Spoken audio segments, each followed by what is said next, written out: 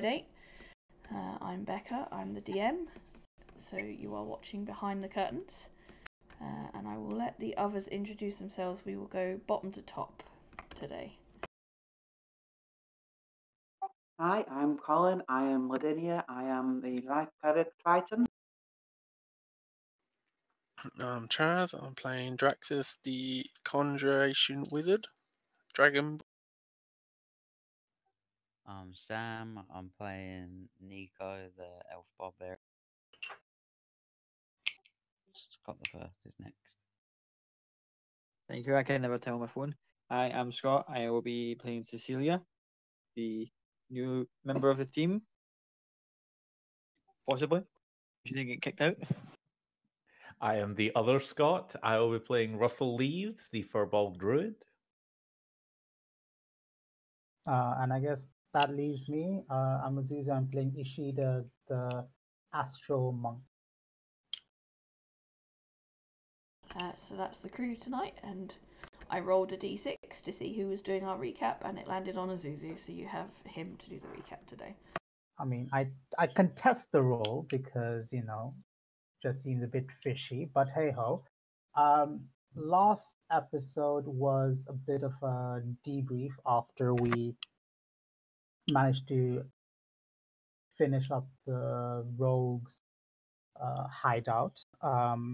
So the party were finally managed to leave that place and have a bit of a debrief. And during that debrief, we're introduced to our new companion, quote, question mark, Cecilia, who came with a letter for Ladinia, who has not shared the letter with the rest of us as of yet. The whereabouts of Cyrus is still unknown, but hopefully we get a message or something at the point with regards to him. There was some shopping that was done. Russell took our bear friend to his forest friend, where the bear can actually have a bit of free time and just kind of roam around as they want. And then the party started on the rest of their mission to come to the graveyard to find the children. Draxus and Nico went ahead to negotiate with some of the scouts, while the rest of the party kind of snuck around the back, trying to avoid being spotted. I think that was everything, unless I missed something. And we cut the session short last time because we wanted to have all members here before we progress to this next part. Yep. I think that's about it. Did we miss anything? Anyone want to add anything? Just the casual appearance of Tiefling joining the party, yeah, but other than that, we're all good. Because, Hellspawn is walking around with like coral on their horns is just like, yeah, we see this all the time, guys. Yeah, I mentioned Cecilia. I didn't mention what she was, because, yeah.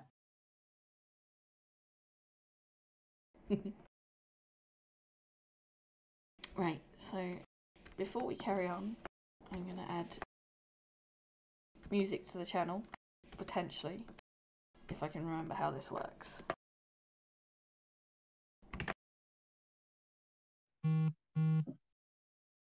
You might all want to adjust that very quickly to a volume that isn't deafening you. It's muted my end, so the stream won't hear it.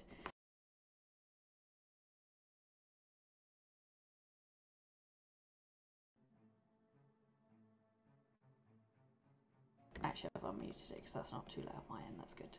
Spooky. Well, you are in a graveyard, what were you expecting? The Monster Mash. Anything from Voltaire, pretty much. Always look on the bright side of life. All copyrighted music. But yes, so we left off because I wanted the whole team here for this. You had just managed to, with some very lucky rolls, sneak past most of you snuck past. One of you was invited with their bodyguard, in inverted commas. The rest of you managed to sneak past after tripping over each other. The two ladies that were waiting for other guests this evening, and you have found yourself at a crossroads. So, after you.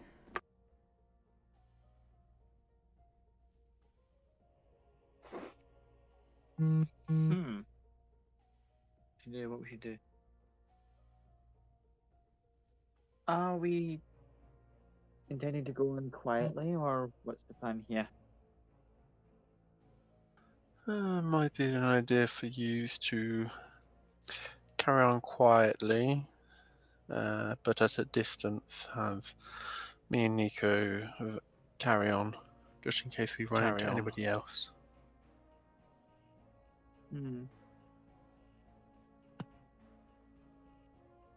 Well, I'll keep next to our ladyship over here. I'm just gonna sit back behind Virginia and just go and just follow your lead.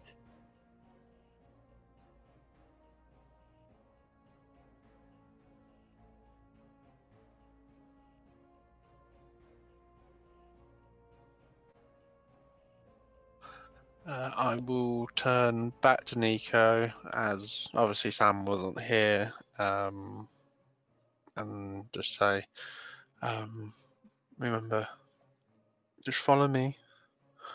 Don't act unless I say so. And don't get involved in anything until I say. Understood? Sure. I'm sure I can manage it. Should we maybe have a code word or phrase that you can say to alert us that you need assistance? A image will just flash into your head like help. You'll just get the word help in your mind. And he'll just look at you and go, maybe that'll work.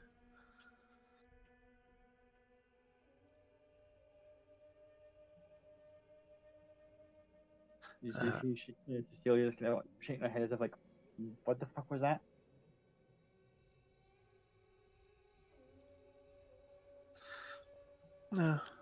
That easier way to communicate.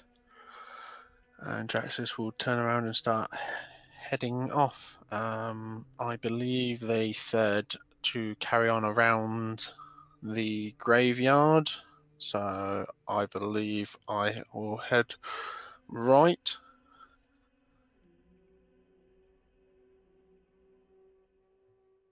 And I'll leave Spyro back on the rooftop for the time being, just to stay out of the way, but watch them. As if I remember correctly, they said they were. I weren't the person they were waiting for, or something. So I'm a little bit curious about that to see if anything turns up there. Okay. You are correct. They did say you were not the person that they were waiting for. So you'll leave Spyro there. That's fine. Is everyone else going with? Yes, I'll wait for them to be about 15 feet ahead of us, which is roughly the same this one around this time, and then I'll start sneaking around. Okay, so everyone that is sneaking, if you roll me stealth checks, please. Has it been an hour? Since you entered the graveyard? Indeed. No. Then I believe, if memory serves, Pass Without a Trace should still be under effect. Anyone within 30 feet of you, so unfortunately Draxus and Nico, I don't believe you get it. They are within 30 feet. Okay, so you do get it then. I just couldn't be bothered to pull out my memory. That's fine.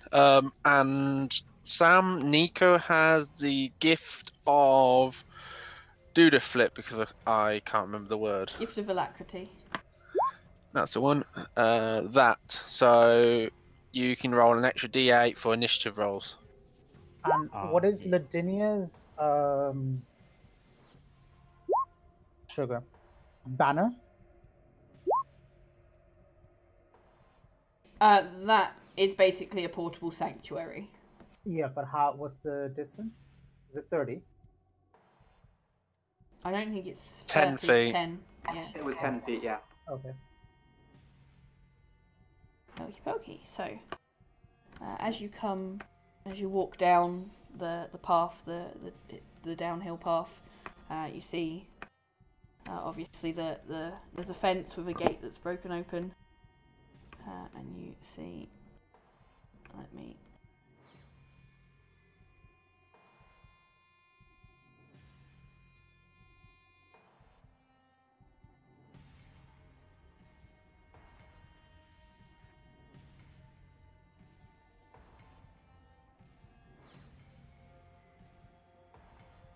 Okay, just quickly to the group with me, I'm going to say, perhaps we should go along the road and move down the path a little way, just in case the rear guard decide to follow.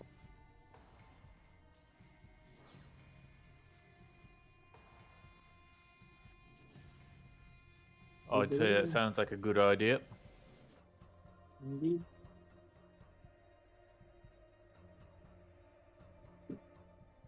Then I'm just going to go down the corner a little bit, just so we're out of the way if those two witches do take the path along. Mm-hmm.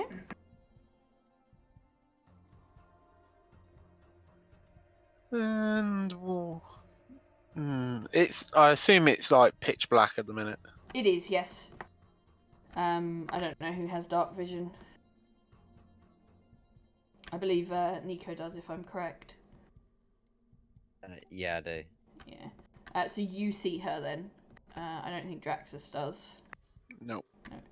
So you see basically a ghost, what looks like a ghost, female, just floating around by a very old sort of broken fountain that's mostly swallowed by the undergrowth around it.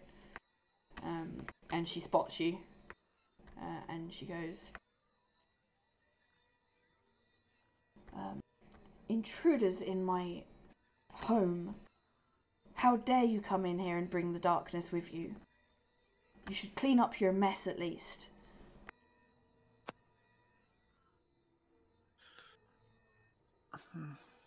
Excuse me. I am not intruding, whoever that is. I am merely passing through. No such thing as intruding here. And who are you to say there's no such thing as intruding? This is my home.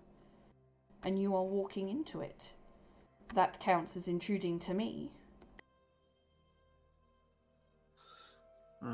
Well, if that is the case, then I am extremely sorry for my confusion. I was given directions to pass around the graveyard. That is all. I do not mind you passing through, but to bring darkness with you is fairly rude. I think you should at least clean up the mess before you go. I have not brought no darkness that I know of. I have brought what you see on me and my companion. So at this point, Nico sees her point to 3 of the mausoleums. So this one, and that one. And goes, "If you did not bring them, then how did they get here? They have entered those buildings, and I expect you to clean them up before I let you pass."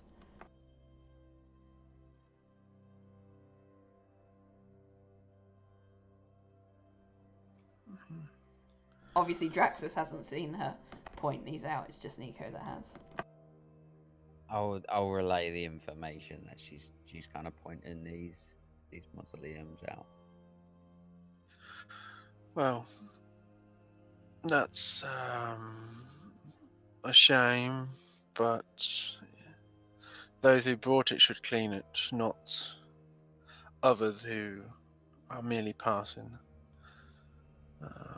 But I have some colleagues that will happily deal with it after we have dealt with our situation at hand, if that is more to your liking.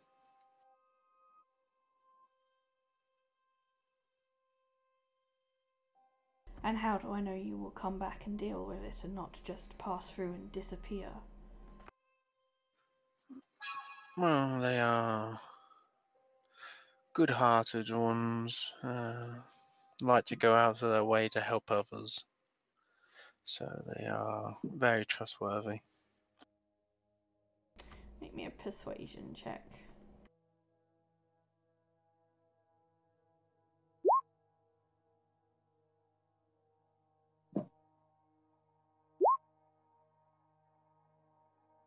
Okay. Because you. Fine, but if your companions or yourself do not return, you can expect a visit from me. This may be my home, but I can travel elsewhere.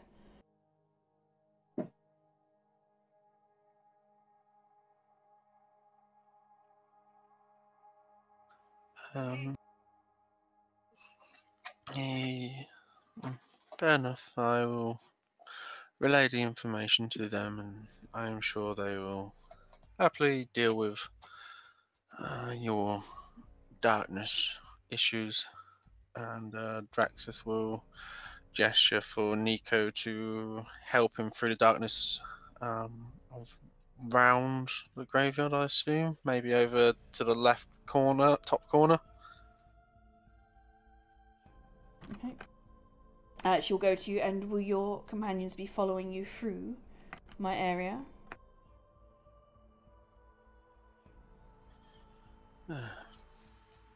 Yes, if that is satisfied. If you can be satisfied with that. You can see them for yourselves so that you know who to come after if they do not return. I already know who to come after. You are the one that made the deal, so if they do not return, it will be you that I'm after.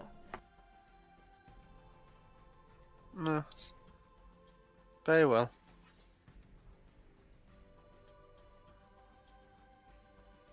But yes, they may all pass through my home.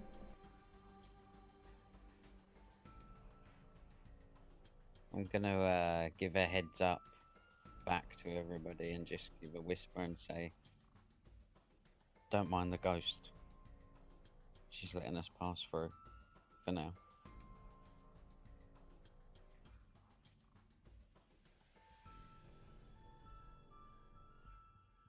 Just acknowledge with a slight head nod. To hear him with heard.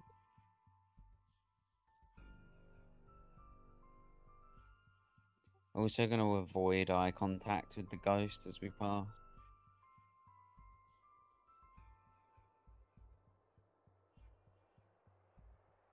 Cool. How does the ghost look? If you don't mind me asking. Sorry, you're a bit muffled there, Scott. What did you say? How does the ghost look? Is she like sort of like decayed looking? Is she just like a normal but like spooky, looking, or how does she look? She looks fairly crisp. Make me a history check.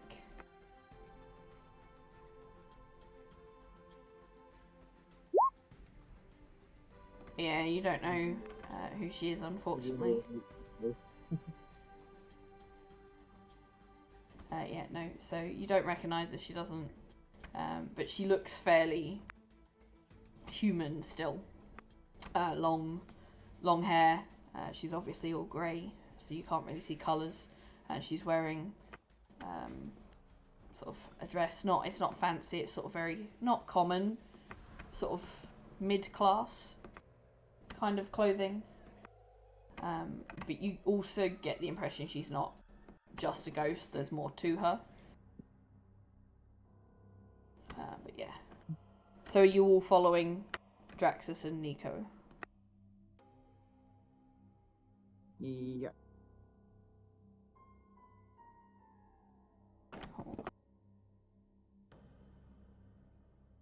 Anyone that can see in the dark can see her looking at each one of you and sort of registering who you are and what you look like. I'd give her a wave as soon as I go by. Presently, Russell is navigating by the light coming off of Ladinia's dress. He is completely blind in this situation. Pretty much the same with Lavinia. That's fine. How sarcastic I go, mind the branch or watch the cobblestone or something that tip hazards, just like ahead to where the goal is. Oh, Mr. Branch, please don't trip up me, my friend. We can't see too well. You just hear a I know faint it's giggle probably from the there was a- branch. Sorry, Scott, what were you saying? I was just doing the whole sort of like, mind the cobblestone there, just pointing random into the darkness. Stealth were not so important, I would be sorely tempted to light the trident again.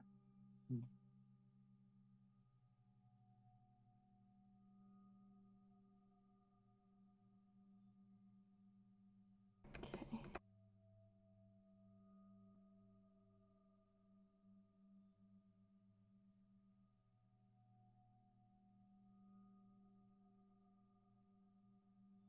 So, as you all enter this area, the branches above sort of creak and groan from the constant strong breeze.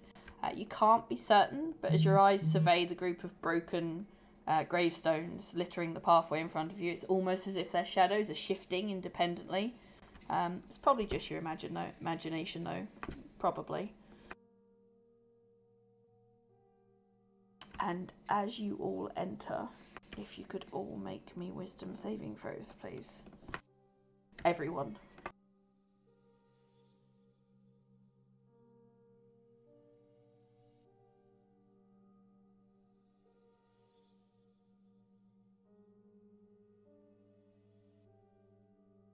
Okie pokey. So those that save, nothing happens. But Cecilia, Ashida, and Ladinia, as you're looking around this area, that currently the only token that's in there is Draxus, but you are all in there.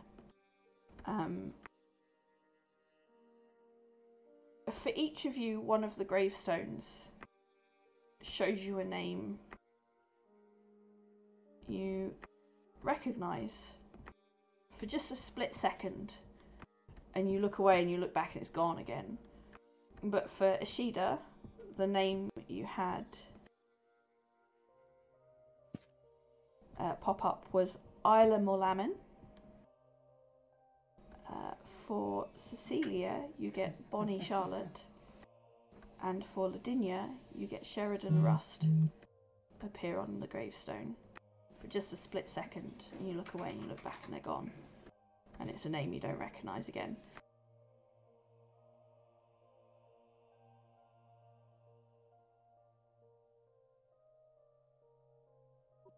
That was disconcerting. You just see Cecilia's mood is soured by a considerable degree for a moment. Hold on, I'm trying to find where I remember this name from. You'd know the name instantly. That's your aunt's name. Yeah! Where did I put the name down, though?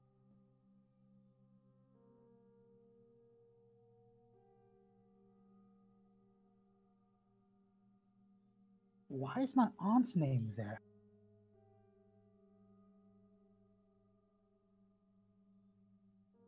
Is that in character? You just said that.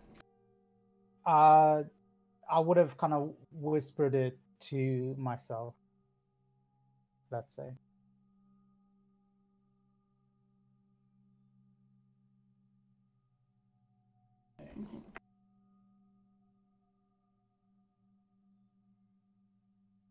So you will just carry on through. I'm going to carry on through, but I'm going to take a moment to actually have a look at the tombstone a bit closer. See if I can discern if there was a Yeah, particular same. charm effect or anything, because I can't be charmed. Okay. Make an investigation check, whoever's investigating the gravestones. And the rest of the group just see Ashida and Ladinia. I don't know if Cecilia is also investigating. Suddenly focus on these gravestones and start looking at them. I'm just gonna stand and just staring at the one I seem just like visibly close at it. Yeah, no. So you two, they just look like normal gravestones. Can't sense any magic to them. You didn't feel yourself being charmed as you would at the end of a charm person spell.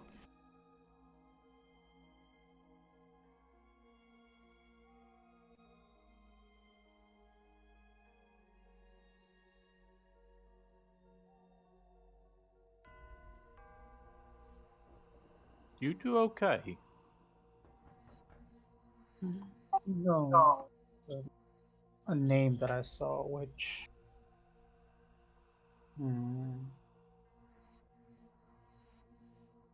Let's carry on. Yeah, my brother's name appeared on the stone momentarily. I thought it was because I received a letter asking me to visit him, but if there was a similar occurrence with somebody else, who knows what's going on? Could be a trick of the light. I mean, it is quite dark here. All the more could Druid could read the name so clearly. It was a trick. She's. Let's say if she were to die, there will be a lot more repercussions than just her name showing up in a random tombstone. Saying that, Ashida, in the back of your head, you hear a little voice go, "But would you really know? Do you think that you'd be the first person they tell if she dies? Really?"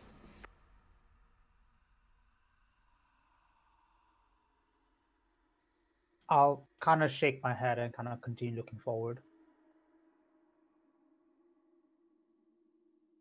Tell me, Sheila, have you been thinking of the person named on the stone recently?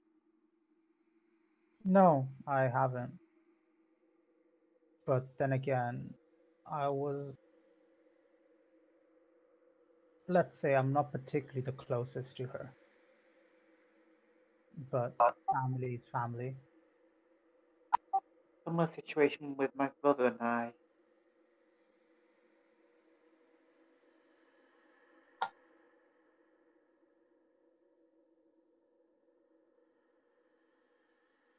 So the ones that save the wisdom save, if you're still in this part of the graveyard at this point, can you remake me a wisdom save, please?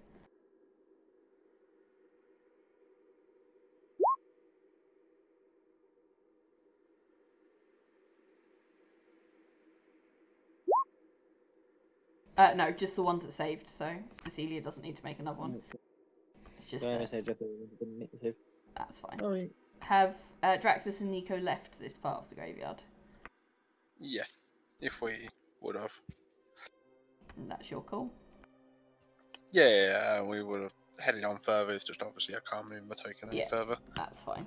So yeah, so Russell, still nothing seems off to you.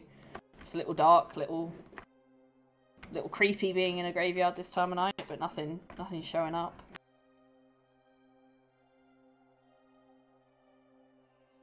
Perhaps it's just we've been awake too long.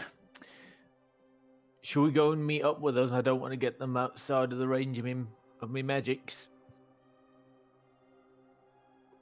Yes, of course. Let's go.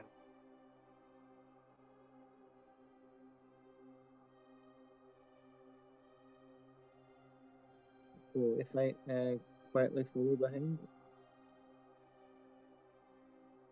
still throwing daggers at the gravestone.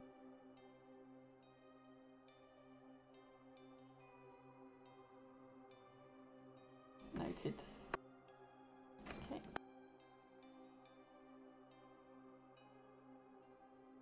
So you come in to this area, and there's a small crypt with the path leading down to it, and you can hear heavy, laboured breathing from the side of the building.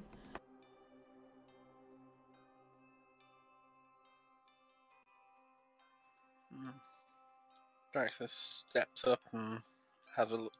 Well, sees if he can have a look. Obviously, doesn't have dark vision, so. Make me a perception check at disadvantage. While Traz is rolling that, can I ask a question? Our initial stealth checks, are they still ongoing or do we need to make new ones? At the moment, they're still ongoing. And no, you can't see anyone there, Draxus. It's too dark.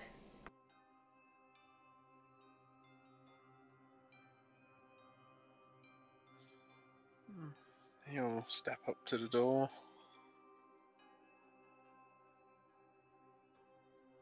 Okay. Are you going in?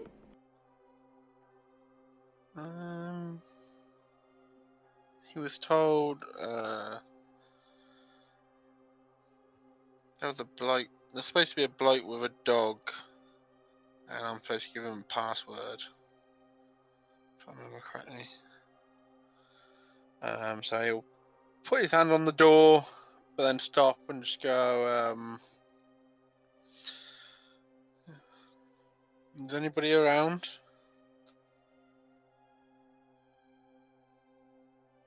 I'll take a look down that side. Okay, so you've got dark vision, so you can see him. So what you see is a guard. Very battered, very bruised.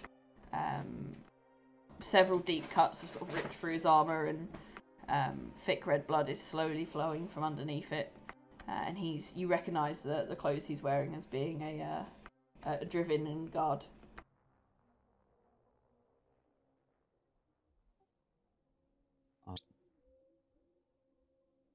I'll approach cautiously. Oh, you are roboting, Sam.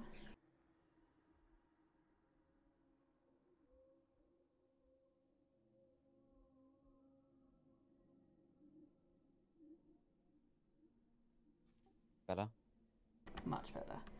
So did you say you'll approach cautiously? Yeah. Okay. And just get his attention and see. Are you okay? What happened? The moment you get his attention, he starts reaching for his sword and goes, "Friend or foe?"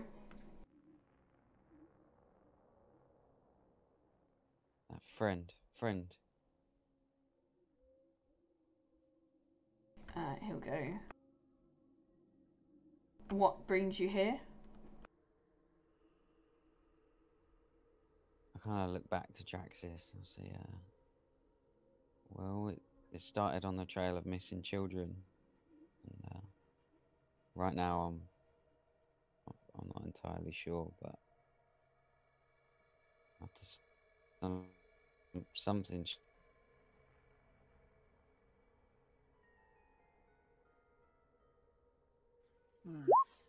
Well, we're here for personal reasons, but you look like you ran into something else. I did. I was here helping a lady named Adriana.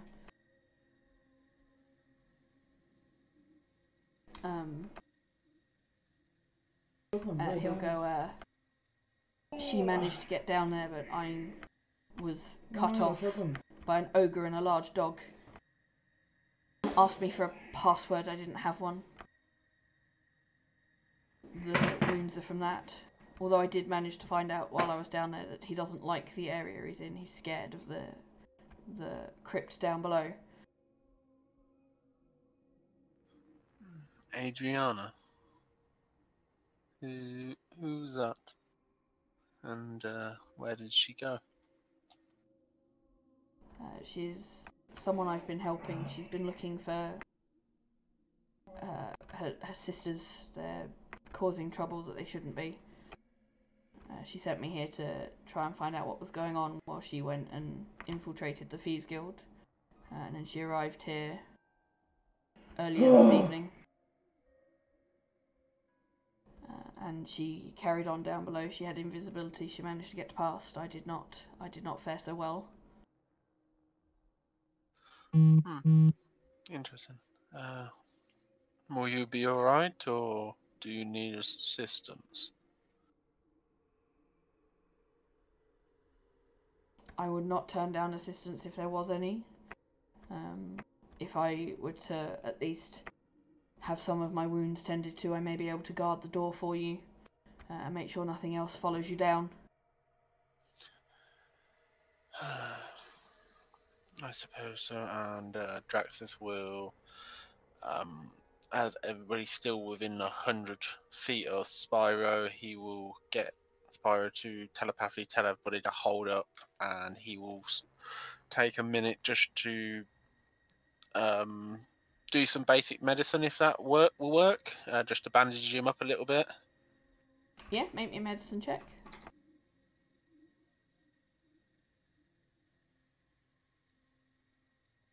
Yeah, so you manage to patch up, you stop some of the bleeding, the more vicious looking wounds definitely lessen. You actually manage to stop the bleeding on a few of them. And he goes, "Thank you. I will make sure no one else enters behind you."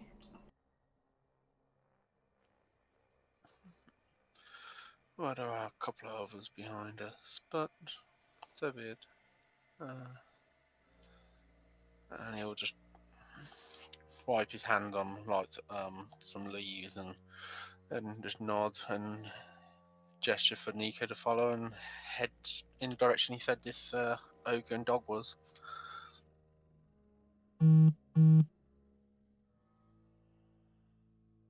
Cool. So you enter into the crypt? Yep. Cool. Does everyone else follow, I assume? This lady's letting us through? It's a gentleman. Oh, sorry, it's German's letting us through? And yes, Draxus has told him that you are following behind.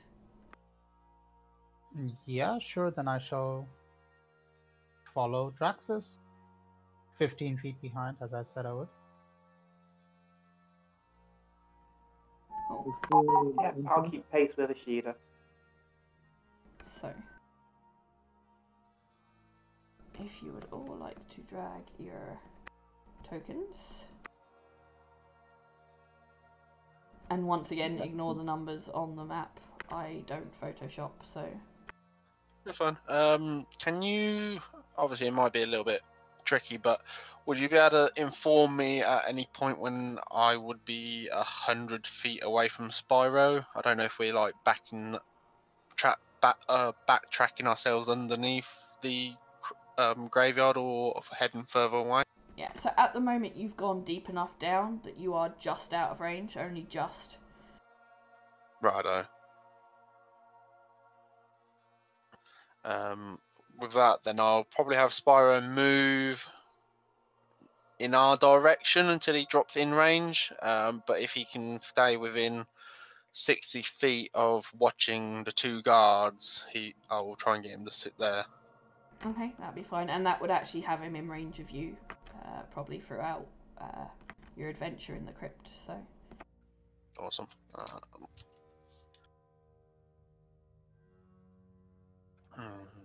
After we all enter, Draxus will turn to the rest of you and go,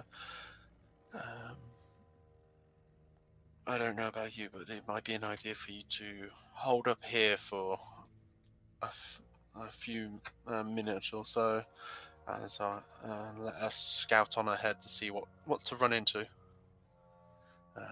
But so we're not all seeming to definitely be grouping together, but the pathways to get past this creature's terror.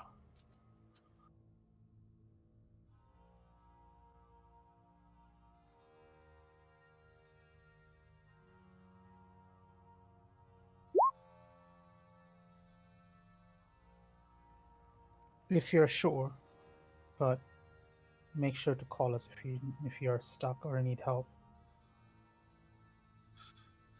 Of course. Perhaps we'll start. I assume it's this right-hand path where Nico is. Yep.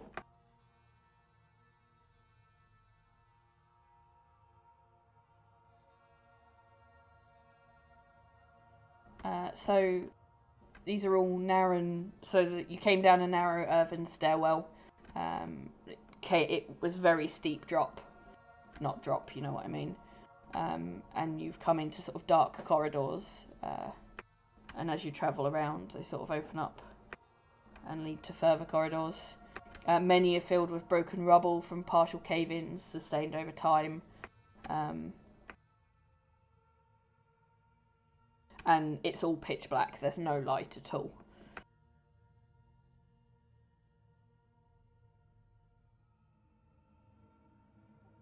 you want me to lead the way? Please. All right, I'll step up ahead.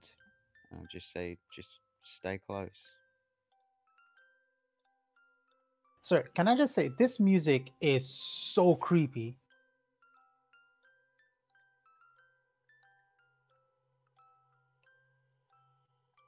Good.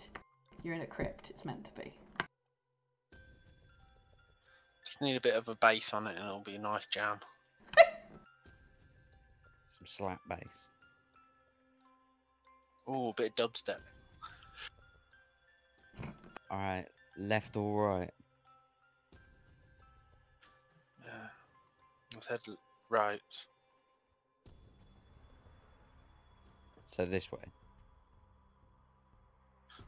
Yep.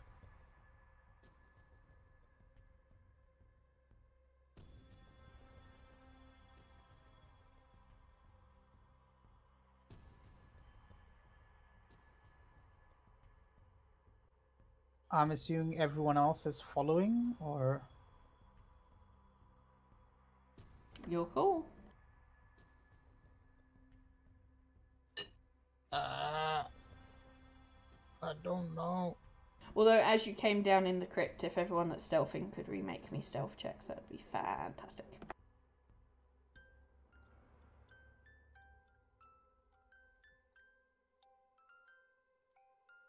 Would I have an idea of how much longer my spell will maintain? By this point, it's probably been about 20 minutes or so. So I guess I trip up because I rolled a nat 1. Yeah. And then Russell trips over you. You do all still have +10, so that's not too bad. Still nat 1, so it's auto fails. It's too dark down here. Yeah, I know. We still need to keep an eye on them. So I'm gonna try to get up as quickly as possible and still try to be within like 15 feet of Drax. Cool. So can I see down these sides? Let me...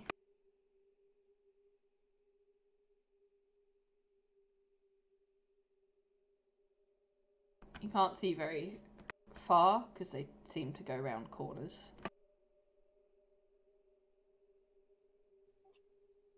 Left, right, or straight ahead?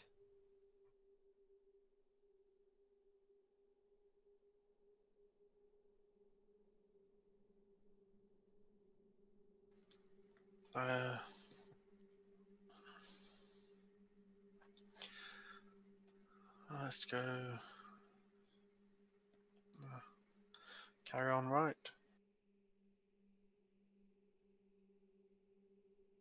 Okay, we'll go right.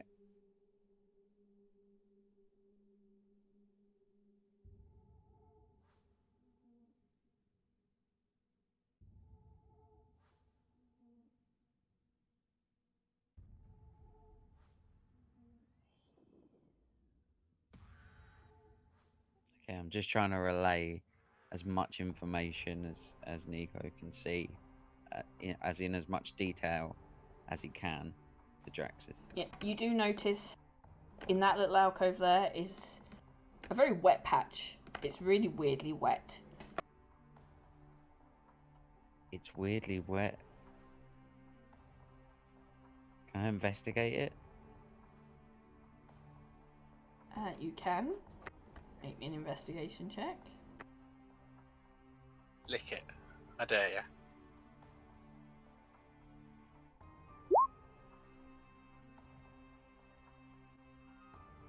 Okay. So you notice the wet is actually moving.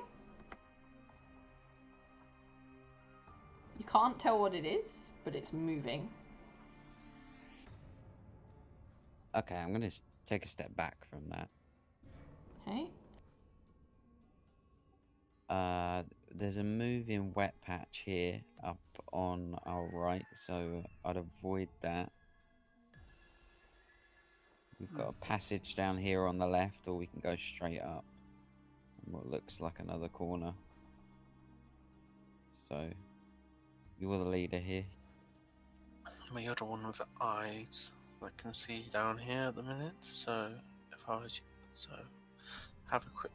I'll follow you if you want to have a look around. All right, I'll have a quick browse down down this way.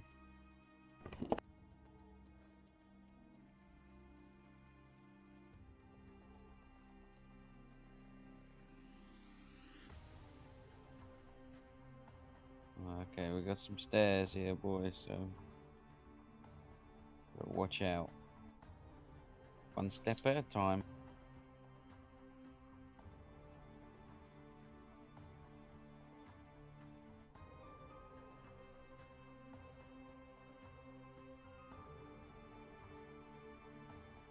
So as you step into this area, you see on your left a very large ogre, and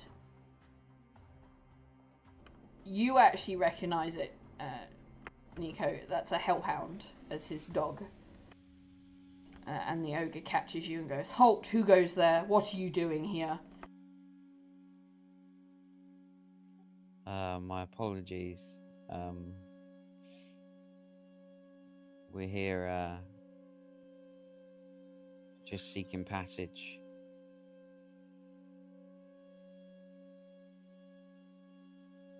Do you have the password? What's the password? Terra.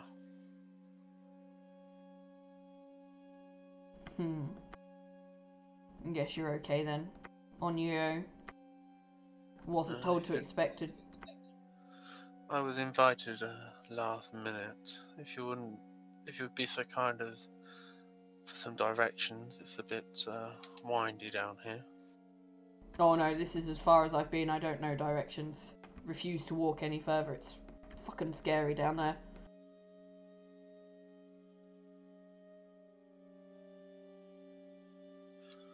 So be it. Alright, let's keep going. Let's go.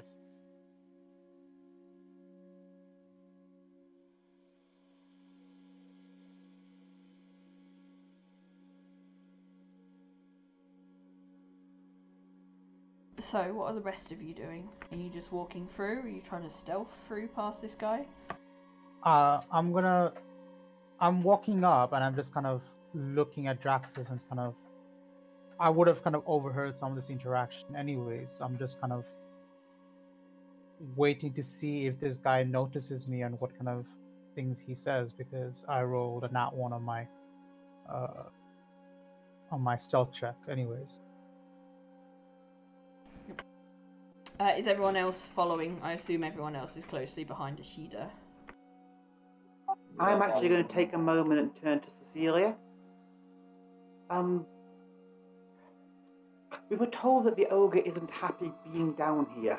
If he was more distracted, then perhaps we could get by without question. Earlier, you projected a sound of a drunk.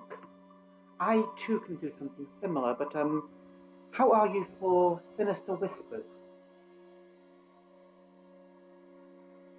Absolutely fine. With a very subtle grin of just point, and I will make the sound. Yeah, so I'm going to use thaumaturgy as well to fill the sound of a cabinet head with sinister whispers and like half-heard sentences mocking the ogre. And I'll join in doing the same. Okay. Make me... No, do you know what? You actually don't need to. He will let go of the leash of the hellhound, who will make a beeline for Ashida, because this is an aggressive fucking dog. And the ogre will run over to a corner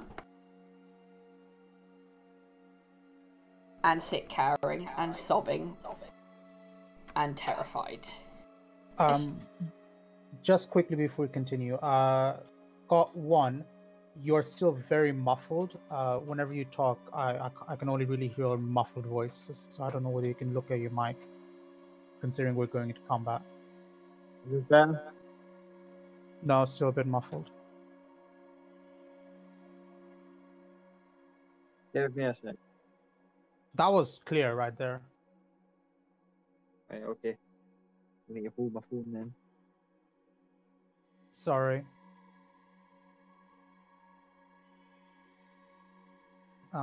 Sorry, Becca, I cut you off. Alright, I was going to say, Ishida, make me roll initiative. Oh, God. Oh, at least Ladini is close to me, so I don't have to.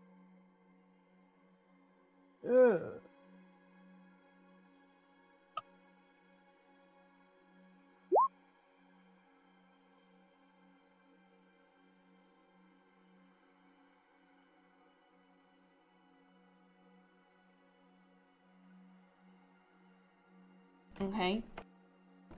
So you have no idea what's caused this. All of a sudden, the ogre has let go of the hellhound's leash, has run over to a corner and started sobbing, and this dog has come for you. So it is going to attempt to bite you.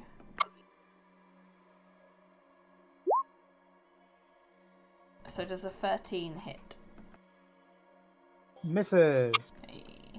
So it goes to bite your arm, and you just managed to pull your arm out away in time. But that would be your turn then. Can I? Yeah, I'm just gonna take a punch at him. Not trying to kill him or anything, but I basically just want to knock him out. Okay. I'm not gonna use my knuckle dusters. I'm just gonna use my fist. Okay. 23. Hits, and that's 6 damage. And then I'm just gonna take another one. 16. Yep, that hits. So another So that'll 6. be 2 damage. No, just 2 because I don't have Just my. 2, so 8 altogether. Yeah. Alright, you've just pissed the dog off. At this point, obviously, previously, the 3 behind you couldn't see the dog running for you. Now that it's tried to bite you, they can see it. So if you 3 would like to roll initiative. And Draxus and Nico, I don't know if you're getting involved.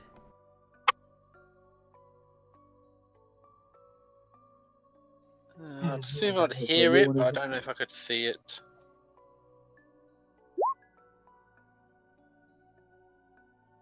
Yeah, I'd probably jump in. Okay. Would you tell Draxus? Yeah, I'd tell him what was going on. I'd say that the dog's attacking. Dog's attacking the rest of the group. Fools, they give them a means to get past it. Try and do this quietly.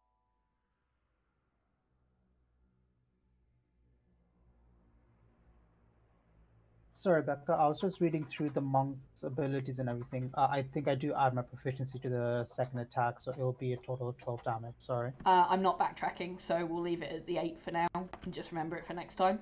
No worries.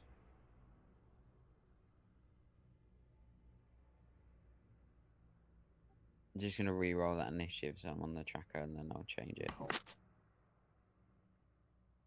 And Draxus roll initiative as well if you're getting involved.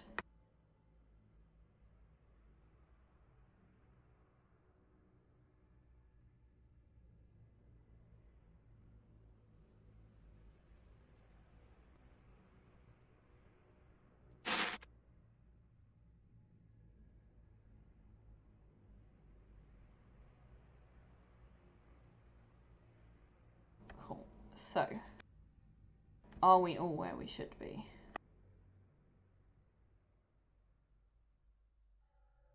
Yes, we are. So, Russell, you have seen this hellish looking dog. Well, you haven't seen him, you've heard it come screeching, not screeching, growling up to Ashida. And you've heard a thwack and a thwack as Ashida's punched the dog. So what are you doing? I'm going to move up Can I make out this animal? Is it? Am I able to see it? You are now. It's glowing. Its eyes are glowing red, and there's parts of its body that are glowing red as well. So you can now make out what is attacking Ashida.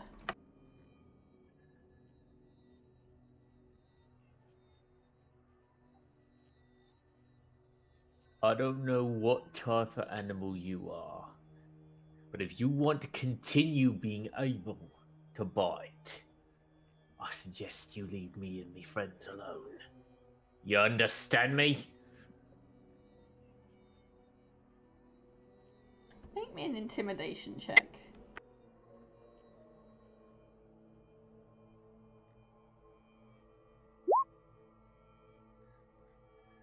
Yeah, no, it's not. It's not intimidated, it just growls at you.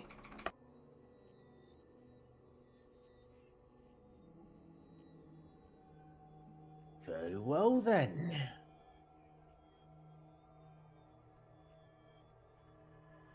I presume that was my action to do. Mm-hmm. So I am going to, with the rest of my movement, step back. Mm-hmm. And I'm going to glance at Lavinia and say, Miss Lavinia, I believe your services are required.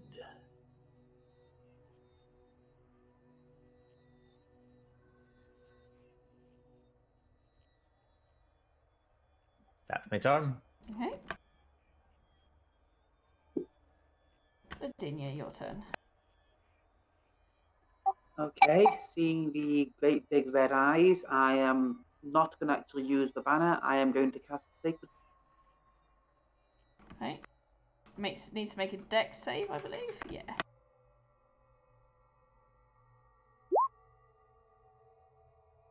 With an 8, it fails, so it takes the radiant damage. That's right. Okay. Anything else?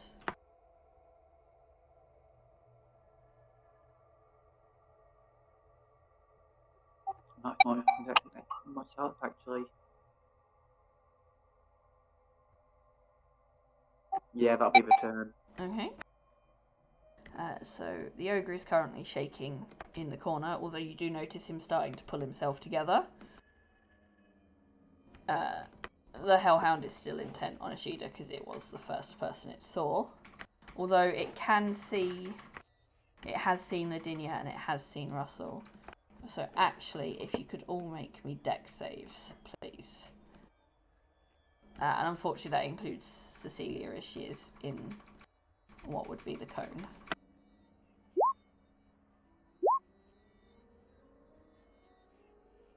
Okay, so Cecilia, Ladinia and Ashida save. Russell does not.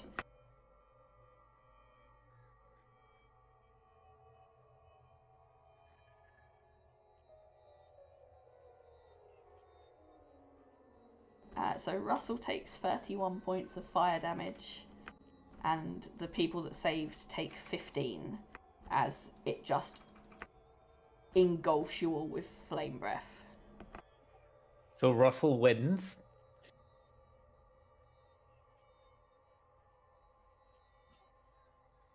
Russell drops to the ground completely, shoulder pads on fire.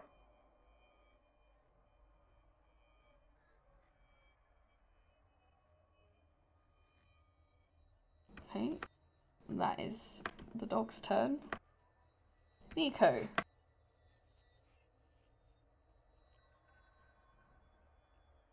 Yep. You are up. I'm gonna attempt. Am I close enough? If I use all my movement, I can get right up to the... I want to see if I can grapple it. Okay, that's contested strength saves, isn't it? Mm-hmm. Okay, roll yours. Strength checks, I should say. No, you don't grapple it. It just sort of you go to grab it, and it just breaks away from you. Well, that's me down. Okay. Yeah. Ashida, your turn. So what you guys would have noticed was like kind of Ishida had its kind of guard up, but after getting hit by that fire breath, the guard kind of drops, and this kind of dark shadow will kind of come over him, over his body. So as a bonus action, I shall activate using 2 of my key points, my astral self, and then look up, smiling at this dog, and basically just take a punch at it. Go for it. So that is unarmed strike. 24 to hit. Hits. Yeah, and that's it. So that'll be 7 necrotic damage. Cool. And is that your turn? That's my turn. I can't really do anything else since I activated the shroud. So, Draxus.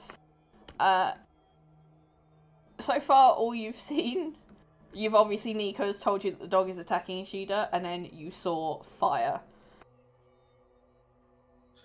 Dax just sort of shakes his head like, I can't believe this. And with the, is there any like flame still left lighting up this area a little bit? So parts of Ishida's clothing are on fire. And obviously you can see the glowing eyes and the parts of the dog that are on fire. Would I be able to see the ogre? No, you cannot see the ogre.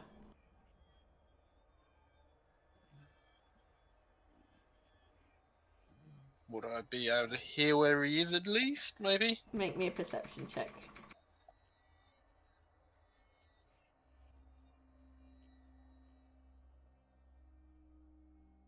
Yeah, so you can hear from where he is on the map. Obviously, you can see him in real life.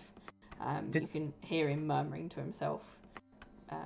And whimpering a bit. Yeah, whimpering a bit. Although he is starting to sort of pull himself together, you can hear him going, "Come on, pull yourself together, it's fine. No such thing as ghosts. Pull yourself together." Did we seriously just leave the blind guy on his own? Pretty much. Damn it. He will look in that direction and just go, if ghosts are real, and if this is not the situation you want to be in, I would suggest you leave. I will deal with he will have enough consequences direction. Maybe in the direction Nico just ran. And just try and persuade him to just run away. Make me a persuasion check.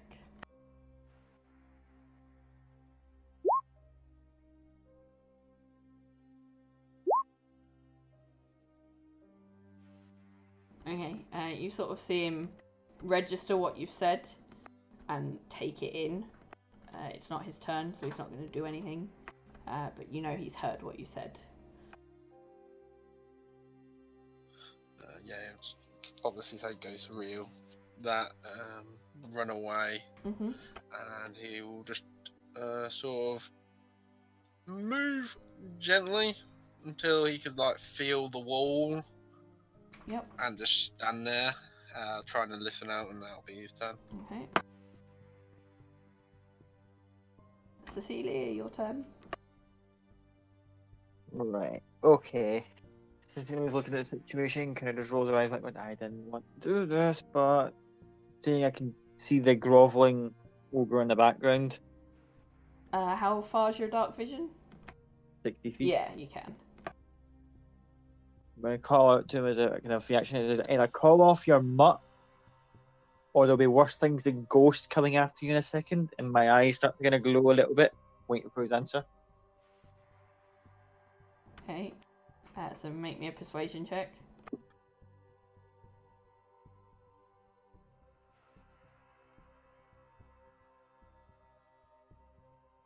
Okay. Once again, you see that he's heard your words, but he doesn't do anything at this precise moment in time.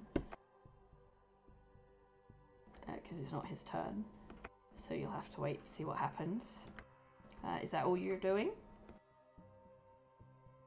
Well, I'm gonna look at the hellhound and just like, and I actually like dogs, and fire off an Eldritch Blast at it. Okay. Roll to hit.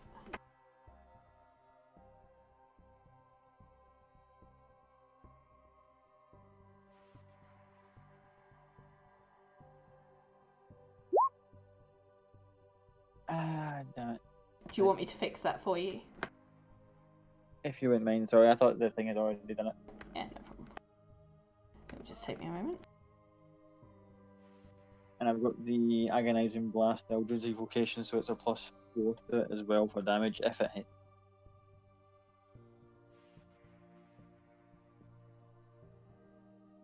Keep yourselves entertained just while I do this.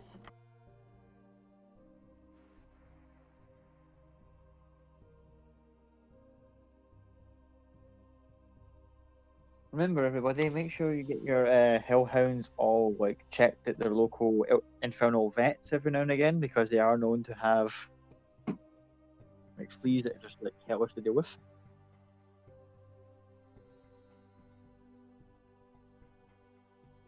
Remember, spay or neuter your hellhounds and blink cats.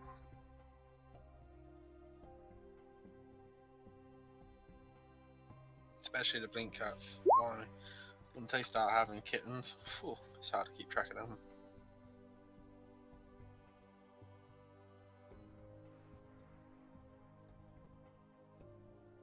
Yeah, there you go, that works now.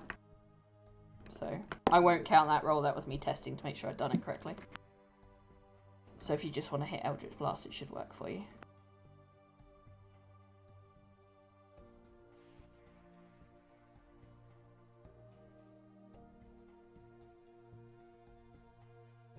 Okay, a 14 does not hit.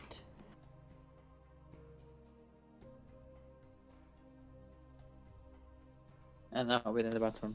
Okay. Russell, death save, please.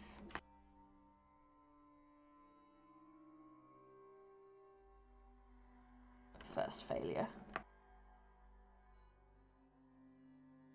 Virginia.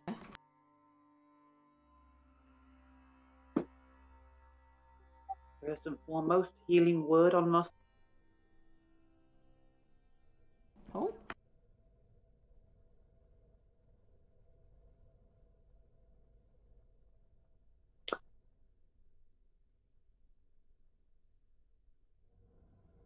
You're guiding guiding wrong Russell? one. Wait, wrong one. Finish the job. Fatality. Oh god. Okay, it just keeps on coming up. Guiding bolt when I try and cast healing word. Let me see what's going on there.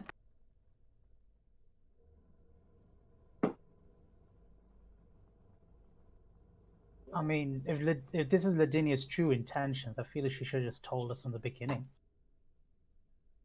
Don't know what the foreplay was about.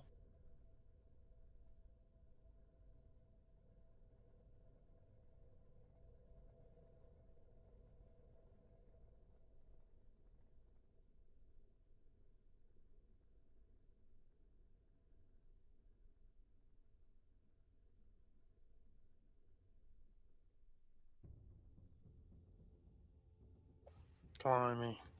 Russell's the only person Draxus likes out of Nico, and you're trying to kill him. There you go, she's got for you now.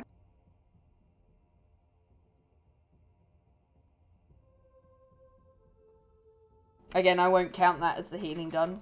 Yeah, there you go.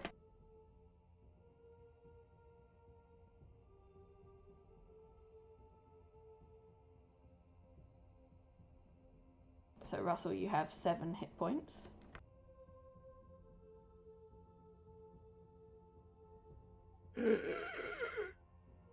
Ow. 10, because it's 2 plus the spells left yeah. on top. So 10 hit points, sorry. You would think, playing a life cleric, I would do that maths correctly. He will wake up and rapidly try and put out his shoulder pads. Okay. Not the moss! So that was your bonus action, Ladinia. What would you like to do with your action? Can I cast Sacred Flame again? You can, yes. And let's go for it.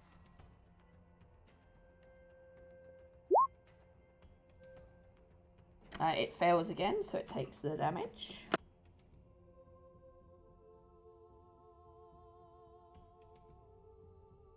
And is that your turn? That'll be the turn, yes. Okay. So the ogre registered Draxus's words. Unfortunately, it did not register Cecilia's, so it gets up, terrified, and runs. It goes...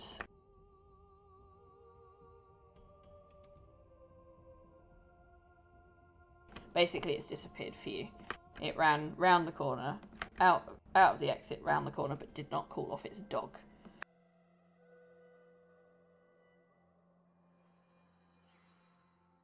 So it's the dog's turn.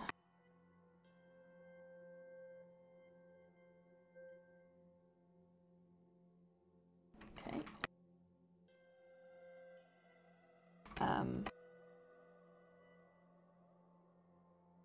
It is going to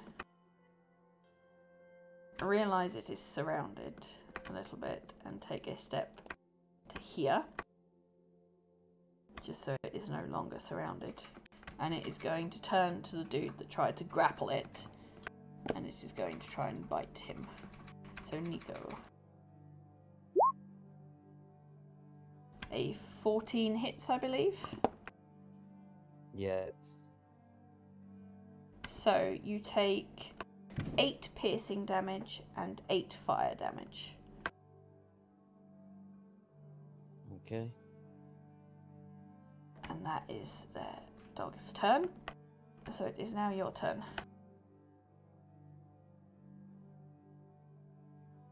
Okay, well, I'm definitely gonna rage. Okay. And now I'm just gonna hit it. Go for it. Oh, that's gonna miss. Yep, 13 misses.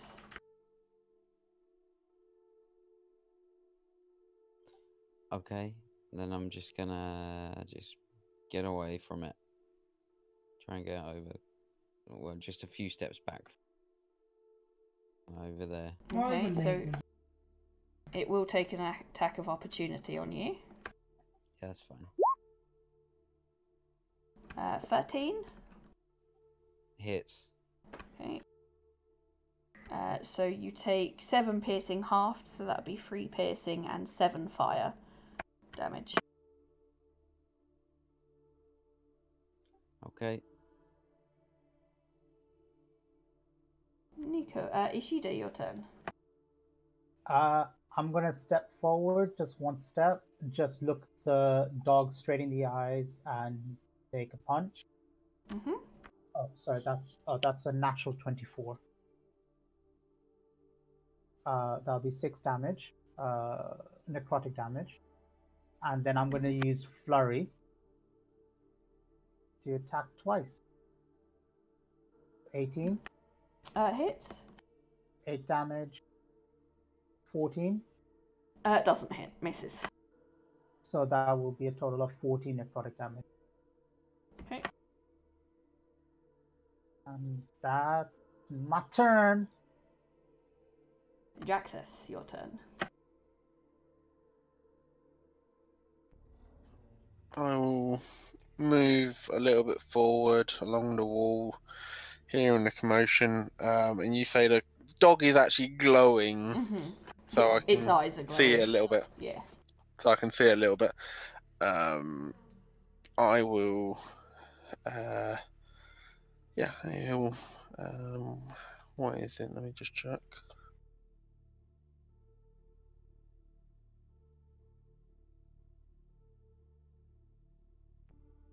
Yeah, he will mutter under his breath slightly and do a mind sliver. Okay. DC 14 intelligence save.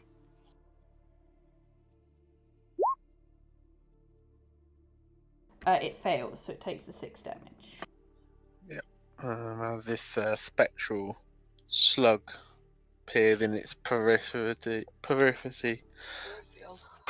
vision. Sorry, can't speak. And as it turns its head, the slug dives into its eye. Only it can see, though.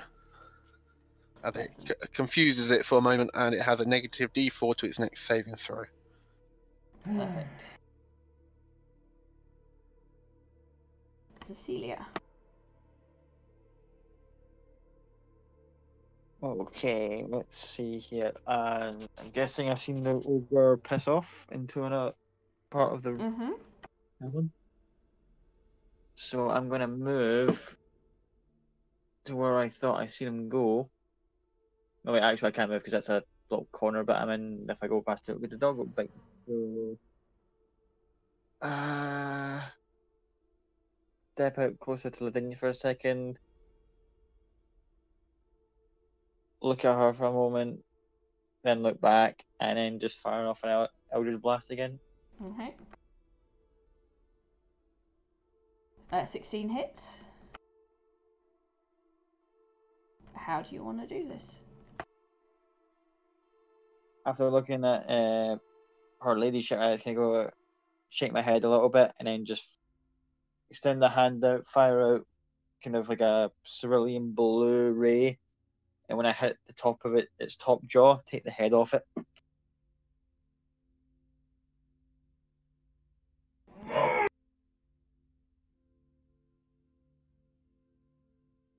And the dog dies. You are out. Combat.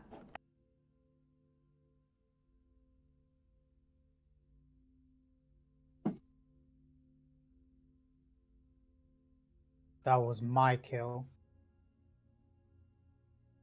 Why did you take it?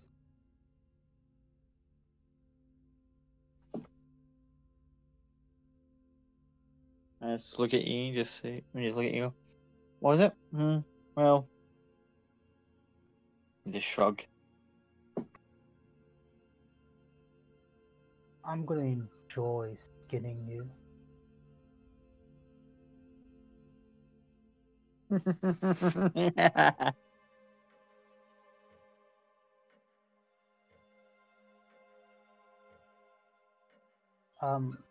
I'm gonna step forward, and can I see where the ogre went? This way?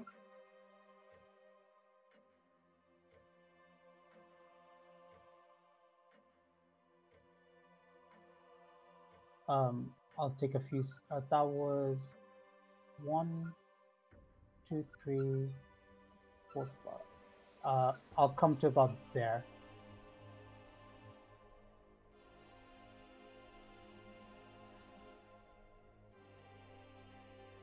So you see him cowering in the corner of this room.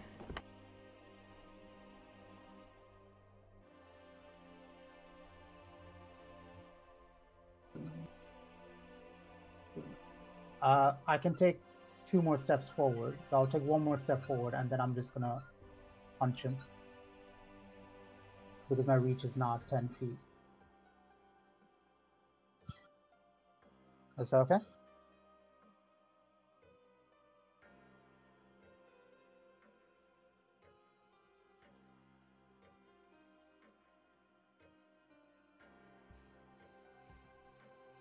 Back up.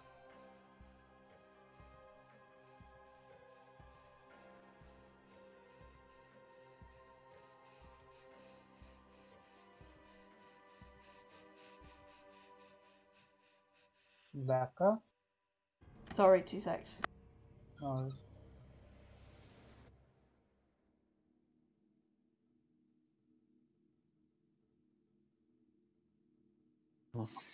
After seeing Russell fall, by the way, I'm just going to go move over and check on him, make sure he's okay. Vaguely worried about how his shield was acting and these strange appendages he seems to have grown.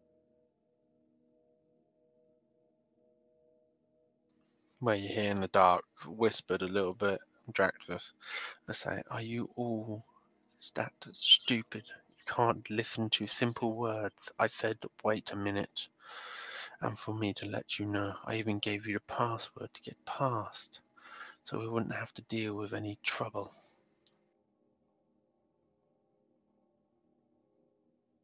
Hey, I was- normally I- when I'm I just side eye Lavinia.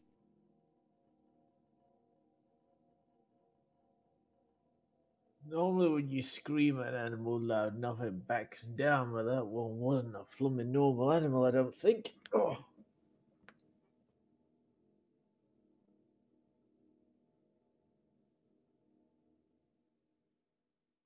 I admit fault here. I didn't think he would unleash the dog. I also thought he was rather suspicious already with the amount of yourself and Nico coming through.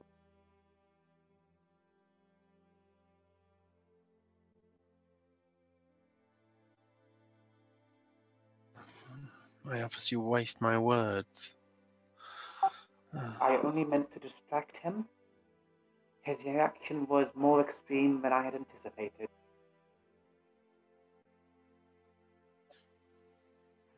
Drax sort of just turns around and just goes, Nico, you coming?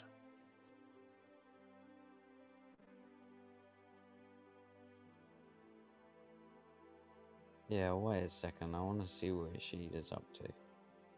Where's he going? What are you talking about? Why, where is he? I think he's fucked off after the ogre. I think he's got those arm things, the floating arm things going. What? Yeah, wait. I just want to see how this pans out.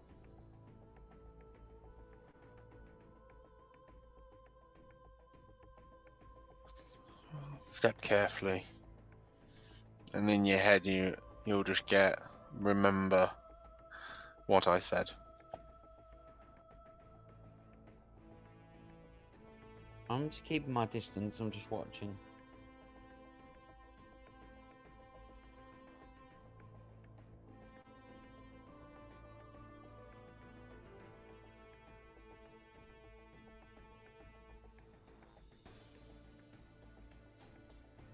I'll just again just turn to Lavinia doing the whole sort of explaining quickly. He was gonna go, "So you already shipped. That went well." As I say, a bit of an extreme reaction there. I thought disconcertion, outright panic seems a bit much considered he's in here and there's whispering.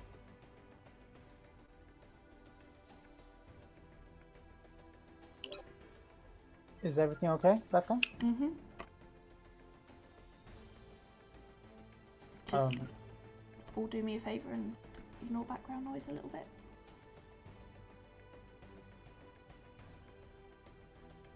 But yeah, so sorry. What were you saying to me before I disappeared? I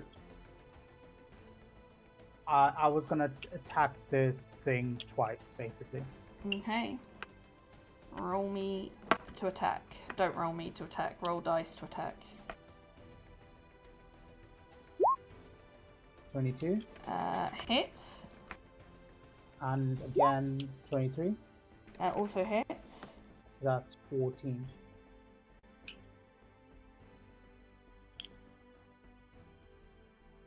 Okay. He gets super pissed at you. And he is going to hit you back.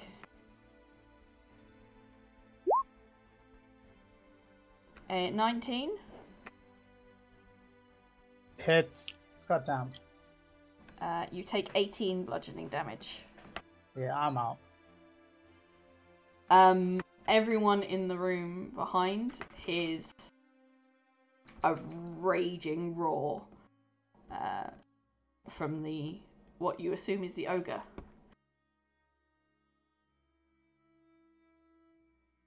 And the slight thud of a body hitting the floor.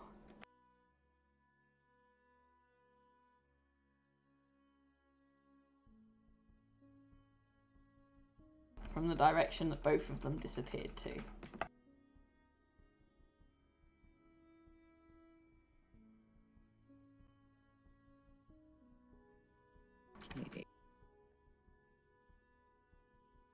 Nico just turned to Draxis and say, "I don't think it went well. I think I just don't think it went well from what I can hear." Maybe it's all show.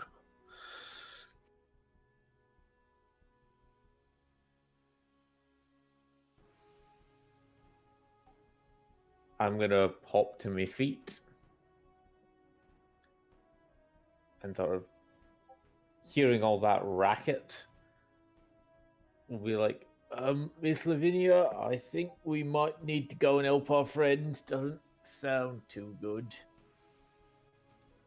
Unfortunately, I'm not sure which way he went. I may have to use light. I feel the element of supplies is pretty much spent. Before you do that, your ladyship, perhaps maybe, and I kind of point to my face, going, I take a peek first before you draw attention to everybody.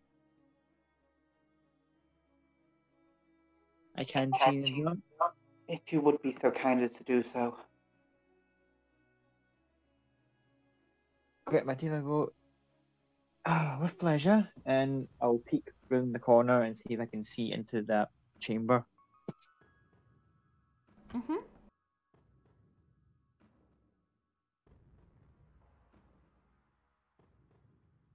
So Would I be able to see make me a Donna perception from the check. floor?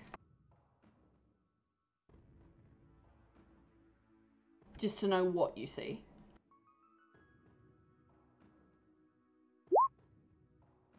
Roll 20, go fuck yourself tonight. So yes, what you see is a very, very, very angry ogre in the corner of the room, and a very, very, very unconscious Ishida on the floor where he is, but you don't see much else in there. Okay, I'll look back and go, well, he's got pasted. Still alive, I think. Is he? No, he's not still Given him- demonic. He's back to his normal self. Well, I was actually going to say, when I was like gesturing back, is he? What is he to everybody? Is he vital? Is he? Does her ladyship think that we should intervene, perhaps? I'm on my feet and I'm moving towards Cecilia at this point.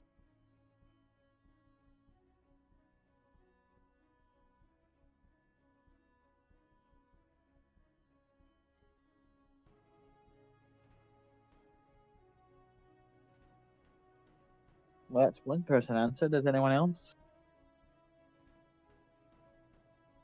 We should do our best to retrieve him, and I'm going to move up as well.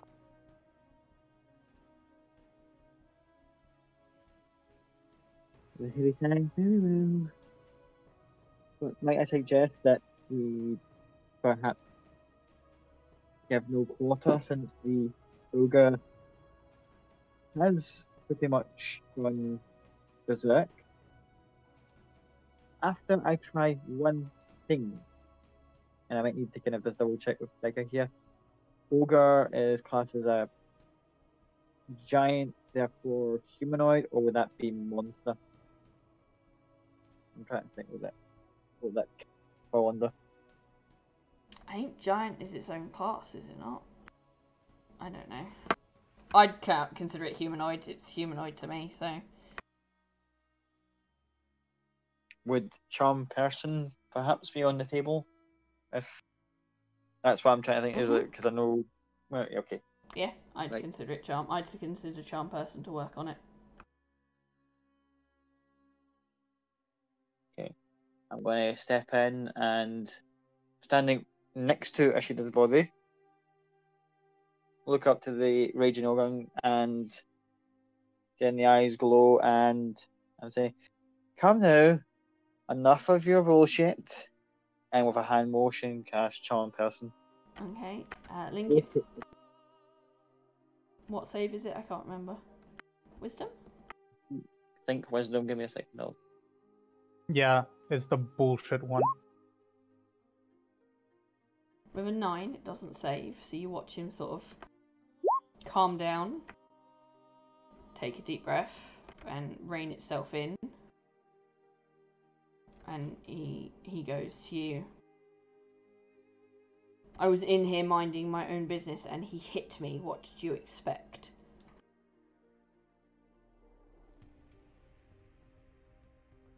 Okay, first of all, what's your name, big boy? And I kind of stand there with my arms crossed in front of him.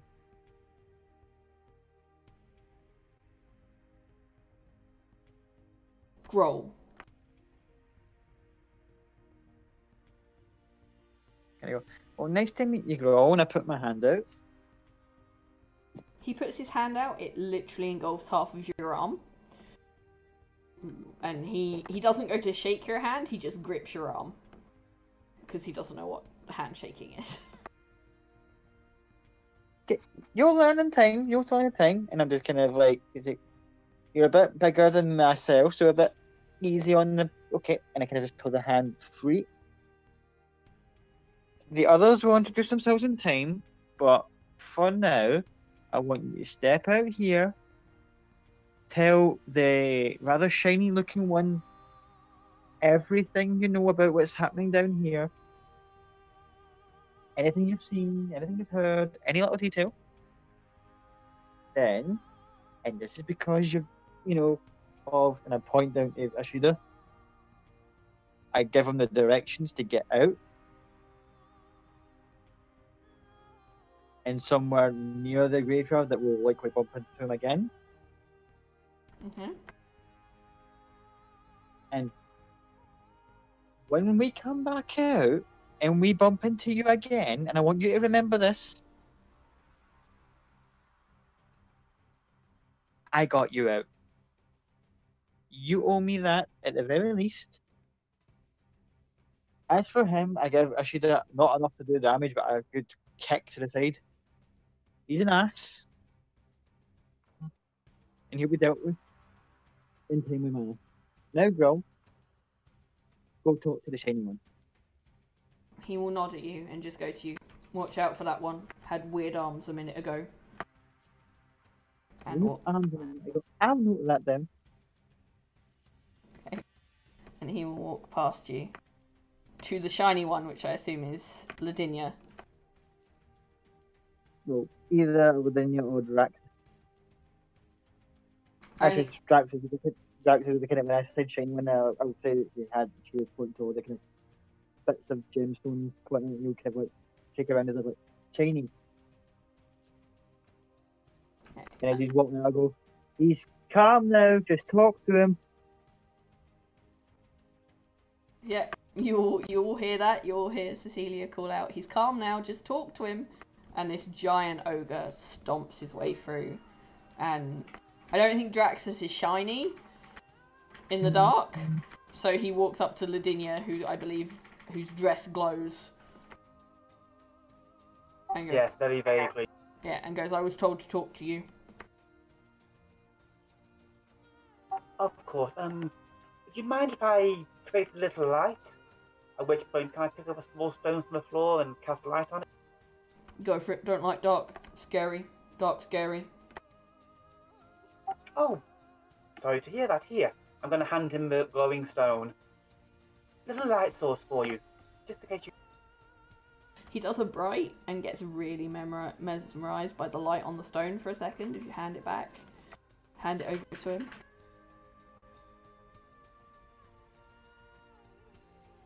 I like this. Well, it'll last for quite a while. If you like, you can keep hold of it, just in case you need it. So, what's going on down here? Dunno. Creepy ladies with tattoos told me to guard.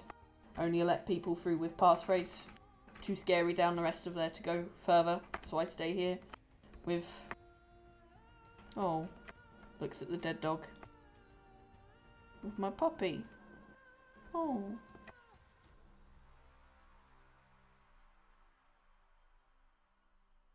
Goes really sad. Well, not with my puppy anymore, I guess.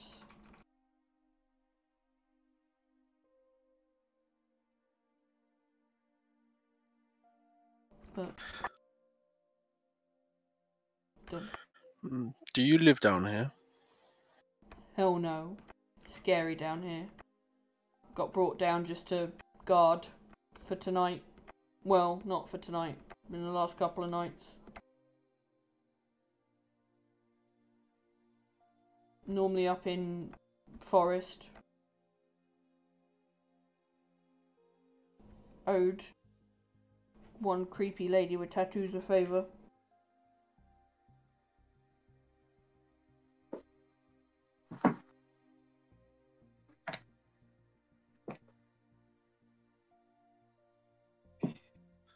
Well, if you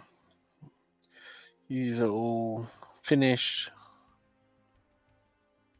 and he sort of looks, and as the light sort of shined around the corner slightly, seeing Ashida's boots, if you want to deal with that, and him, and looks at his Nico, we will carry on ahead. Hopefully nobody heard much.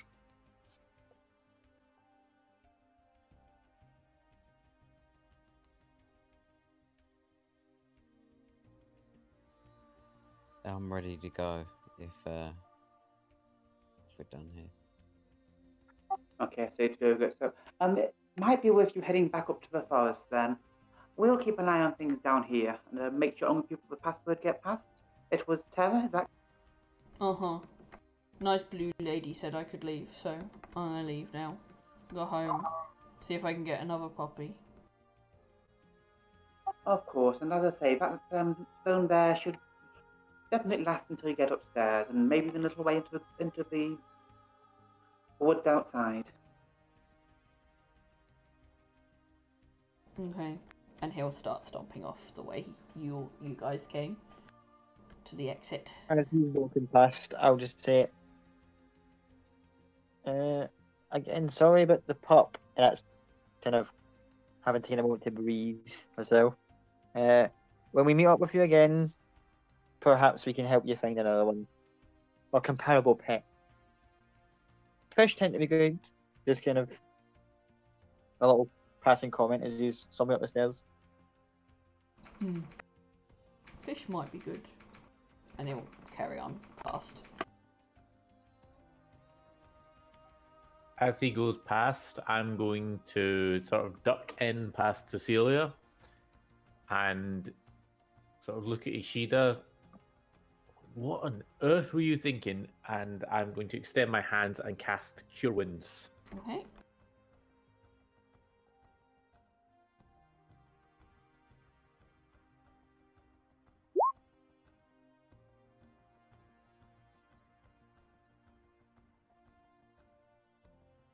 Okay, so Shida, you come to with 9 hit points.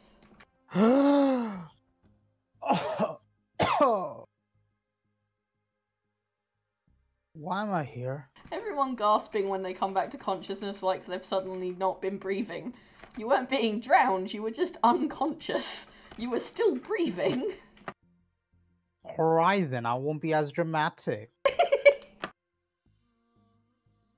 I'm just like, she is like lying on the floor, just like, why am I here?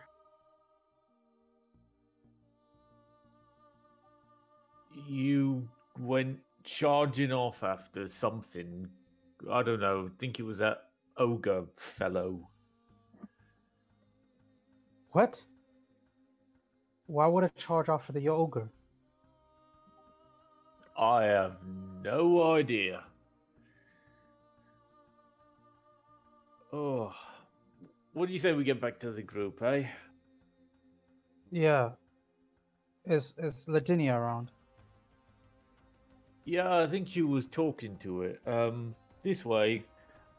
Oh, and I'll pull out a couple of berries and slap them into your hand as well. Thank you. Oh. Everything hurts. I'll take one berry. Correct me if I'm wrong, I think Elmar's good berries are still good. Mm-hmm. So you do regain an additional hit point from each berry you consume, and I've given you about 3 of them. Okay, I'll take all 3 then.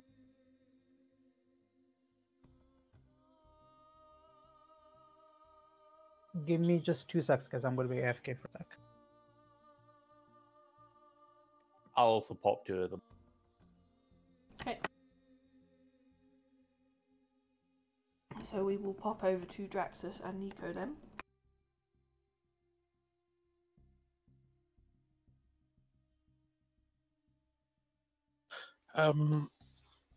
Just to ask, has Spyro seen anything while it's been watching the 2 guards? Nope, nothing yet.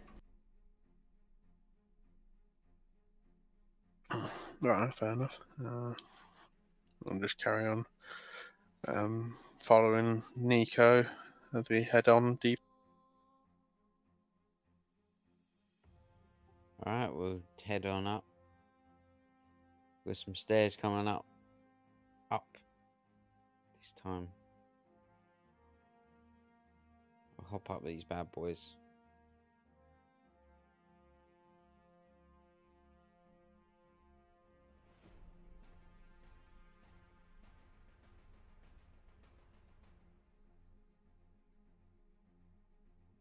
Okay, sorry.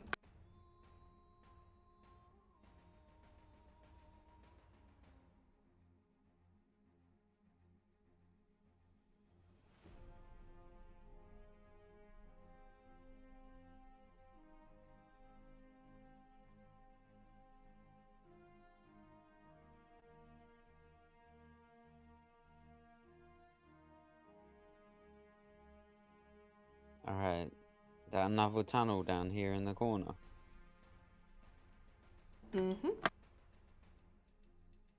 Oh, I got another Ganders.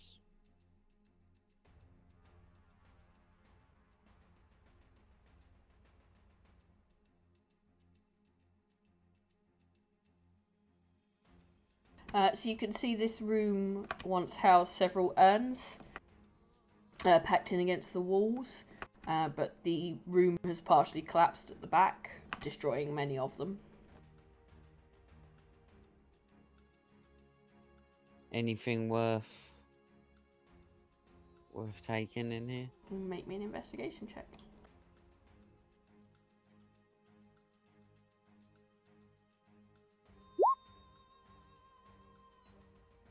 Okay, so going through the sort of collapsed tunnel, not the collapsed tunnel, but the sort of collapsed area, you find 45 gold pieces, 62 silver, and 83 copper.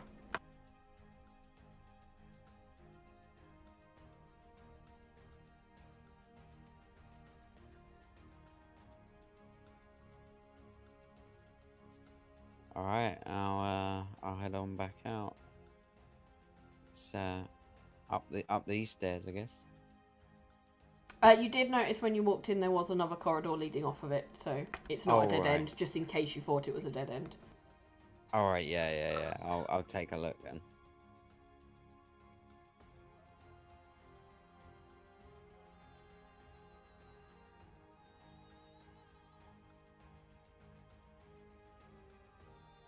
I assume the others are keeping pace, at least. I would have tried to come close to Lavinia and then kind of follow where everyone's going. Anytime you try to get within like 10 feet of Lavinia, I'm just like, ahem, and step in between the two of yous. What's this about? We discuss it later, but for the moment, I think you should keep your distance. Fine.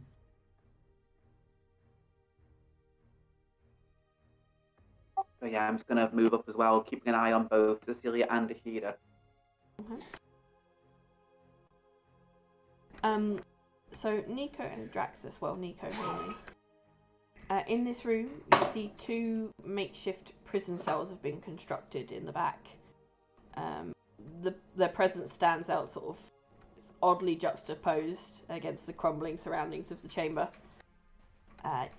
Nico, you do notice lying on the cold stone floor of one of the cells is a child's little rag doll.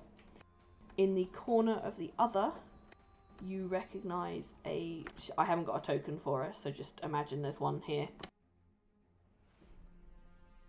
A badly beaten, bruised, and generally damaged and unconscious Terra. The mum of the little girl.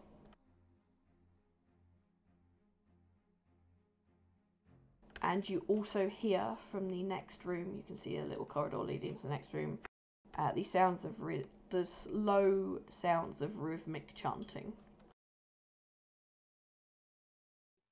Looks like we found the place. Should we wait for the rest of the group? Do you tell me what you see in the room? Yeah, I do. Yeah. I will pass the information on to the rest of the group, and then say to Nico, yeah, they'll be shortly behind. We should carry on and see what we can find out. Remember, do not interrupt anything, just especially due to the fact that you don't know what you may be interrupting. Understood?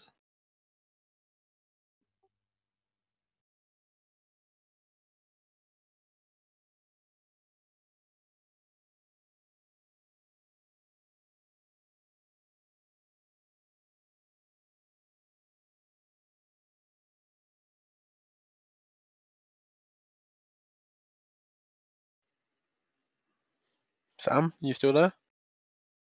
Yeah, my bad. Yeah. Yeah, I hear you. I hear you. Sorry. Okay, when I see Teva, can I do a check on her to make sure she's not in kind of life-threatening danger? Make a perception check. She's currently locked in a prison cell, so you can't actually reach her to sort of do an in-depth one. It would just be a glance through the prison cell.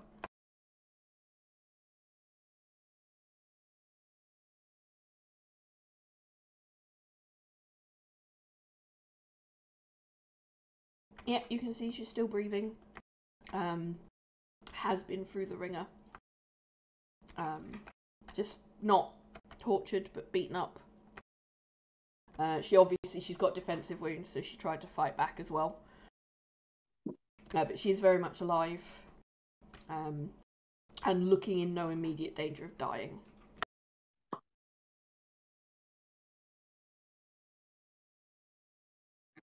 She seems safe and stable enough right now. Maybe we should see to her on the way out. Yeah, there's no use taking her with us. It's only And gonna if her get more children are dangerous. through there, there's no way she is going to be voluntarily staying behind.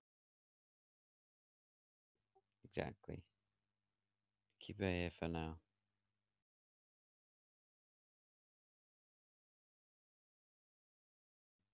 I'm gonna have a little peek through into the next room.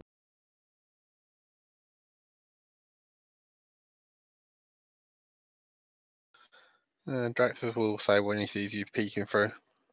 We are supposed to be here, don't forget. Well, me and you.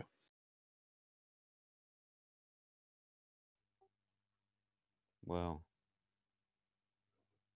let's go. Let's not keep them waiting. So, as you peek through the doorway, the sort of low ritual chant that you've been hearing grows to a dull roar as you step to the edge. It's a large chamber with high vaulted ceiling. A dull purple glow spills out across the room, filling the room with a dim light so you can all see in here. Light is reflecting off a large stone statue with a cold gaze that sort of stares back at you, and you notice the caster that has been assisting you tied to the statue. Semi-conscious, she does roughly notice you but doesn't seem to register you. And at the back of the room you see Jane and 2 other people. Yep, thank you for whoever pinned that. 2 other people with the blue glowing tattoos either side, and on the altar in front of them is a small child, bound and gagged. None of those 3 have seemed to notice you. They have eyes closed and they're chanting.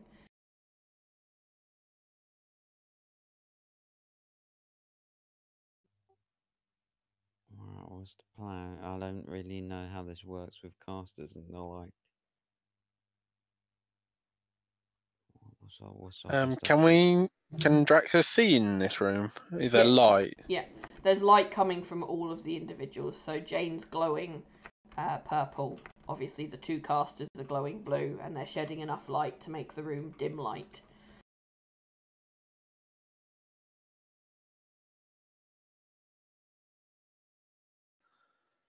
And the woman at the back, you say, is all tied up to the statue.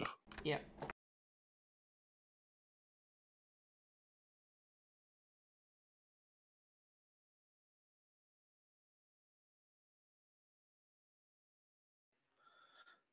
I will use Spyro's telepathy to communicate the one tied up. Do you wish us to untie you? Spyro will get back the... Well, it'd be more help if I was untied, although if you want to leave me here, I can watch you all die. Just to let Nico know quickly, Lavinia did give him the small grotesque idol she found in Jane's hideout and gave him instructions, if needs be, to threaten to break it. Okay, I keep that. And No. Spyro... Sorry, after you. No, I'm done. Spyro notes that is heavy sarcasm from the lady. Yeah.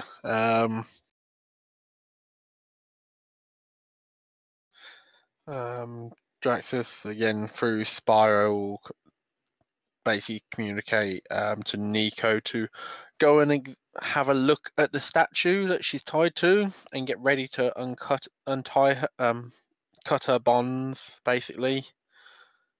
And Draxus will step a little bit closer in the room, see if any of them take note. Okay. So, Jane notices you both step in the room, and she instantly goes, "Intruders, stop them. I need to finish the ritual. Stop them stopping it." I hold up the bit of paper and just say, "But I was invited." "Not by me. I'm not stupid, Dragonborn." Fair enough. And Mindsliver. We are going to roll initiative first.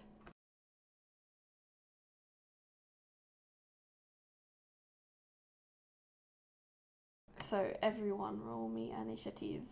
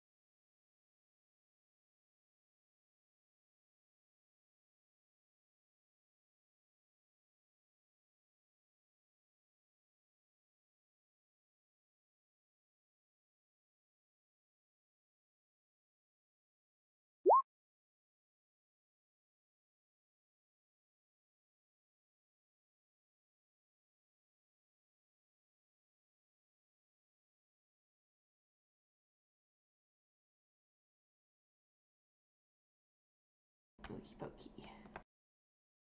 So, we will go in initiative order because she did tell them to start attacking you before you managed to cast a spell. So we entered combat before you managed to cast Mindsliver. Fair enough. So, Russell, you begin. With my hearing, have I heard any of this? Yes. Jane literally screamed, intruders, stop them. I need to complete the ritual. So everyone has heard that. Okay, I'm going to make haste to the door. Mm-hmm.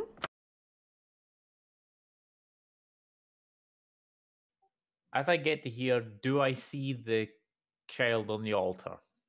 You do, yes. Does it look like they've been wounded, or that there's just physical wounds there? Make me a perception check.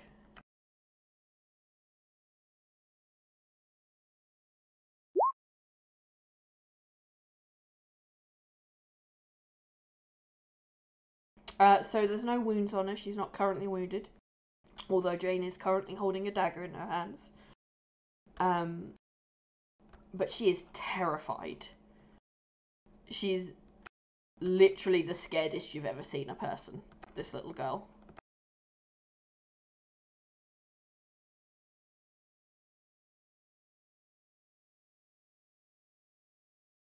Okay. Then I'm going to wild shape into a crag cat. Okay.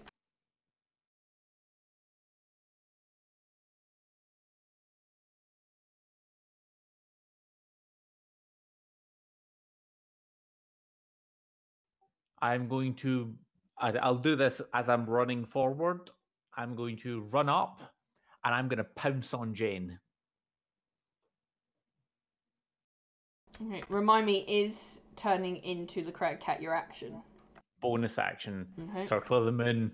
Perfect. So yeah, roll me an attack.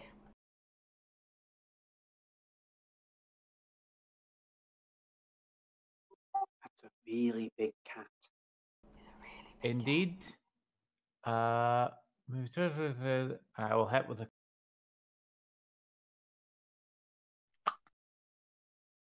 Oh, it's doing this thing with the crag cat again. One moment.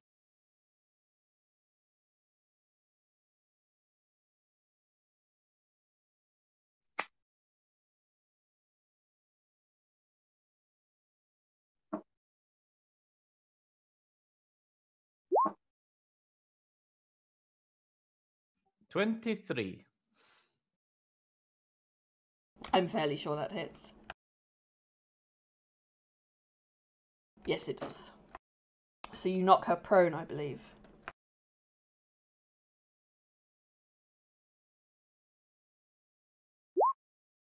7 damage, and she is prone Okay. unless she succeeds on a DC 13 strength saving throw. Let's find out. She rolled exactly a 13, so she manages to stay standing.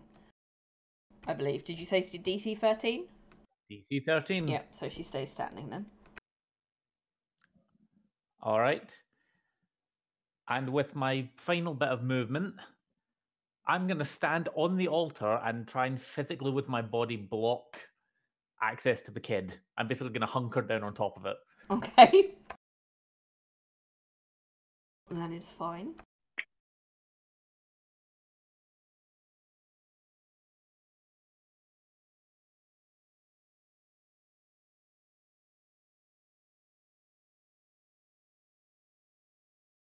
Okay, so this lady here.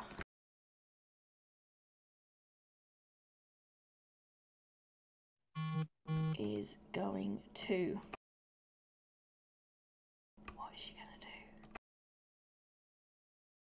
Surrender! No.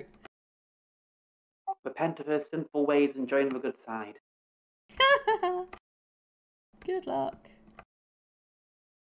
So, she is going to cast darkness. I've just sent that to myself. Rather than to anyone else. That's not useful, Becca. Around the altar. So, everything around there is pitch black. None of you can see. even those with dark vision cannot see. And that will be her turn. Nico. Okay, I'm gonna get up to the statue and try and free her. See if I can cut her off. Pardon me? I think you mean, I assume you mean cut her loose. Yep. I was like, what? What are you using? Are you using...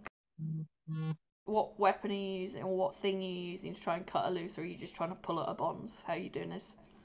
What is she? Is she tied with just rope? Yeah. Then I'll just I'll use it. I've got a hand axe. I can use that. Okay.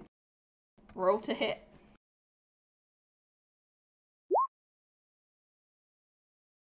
That's fine. You don't cut off any of her fingers, and you manage to cut the rope loose. And she goes, "Thank you. Hopefully, I'll be more help now." No problem. Go on.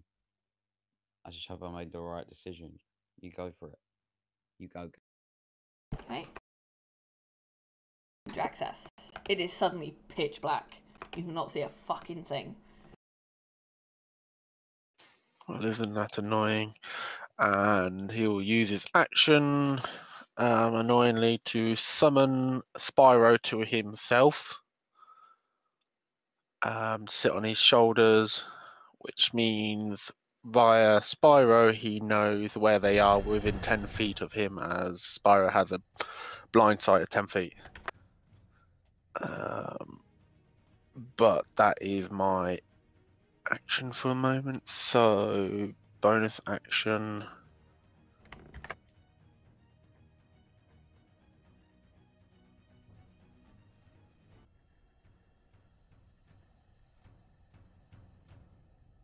Darkness is 20-foot radius, correct? And you put it on the altar. 15-foot radius, and I put it on the altar. Yeah. So pretty much the whole end of this room is completely covered. Yep. So Draxus will...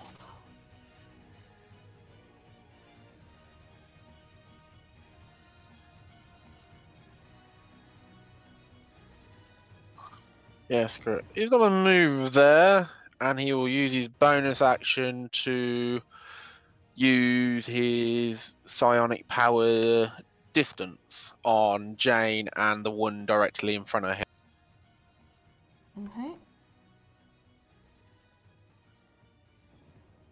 Okay. DC 14 intelligence saving throw, please.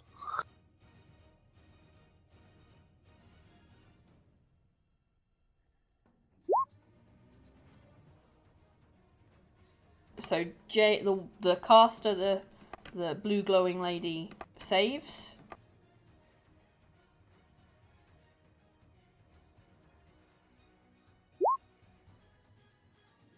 And Jane does not, so she gets pushed. 30 feet directly away from me. So it basically goes back to there. Yep. And that's the end of my turn. Okay. Ishida. He's super torn because he can't do anything close range.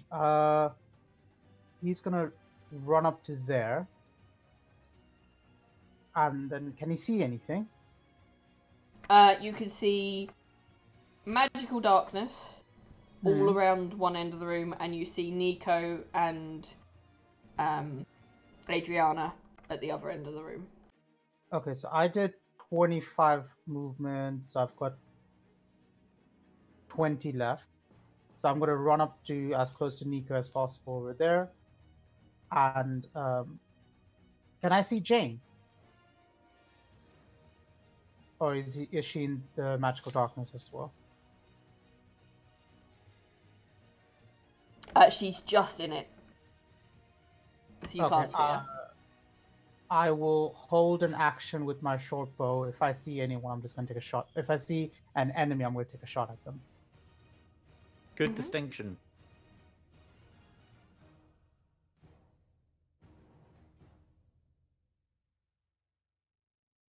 Okie pokey. So it is your friend's turn.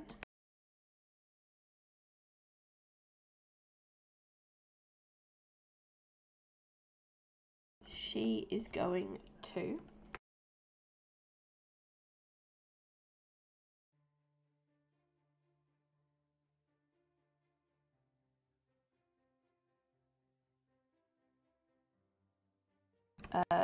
go to Nico and say, if you guys focus on ending them, I'll get the child. And with that, she will disappear, as far as Nico and Ashida are aware. Draxus, obviously, Spyro can see her appear in the darkness. And, oh, I'll put you back in a second. I popped her in the wrong square. There you go. And Cragcat doesn't see her, but does feel her turn up next to him. But that will be her turn.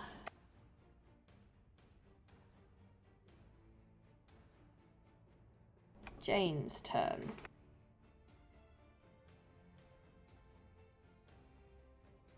She will calmly walk back to where she was and begin chanting again. And just murmur to the other two, I need to finish this, get rid of them.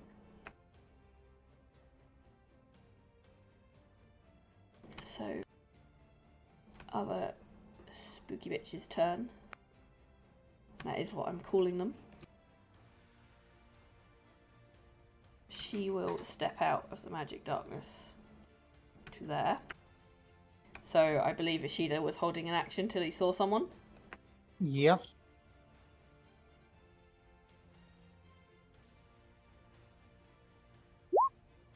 Eight. Doesn't hit, funnily enough. Yep. That went as well as I thought it would go. And she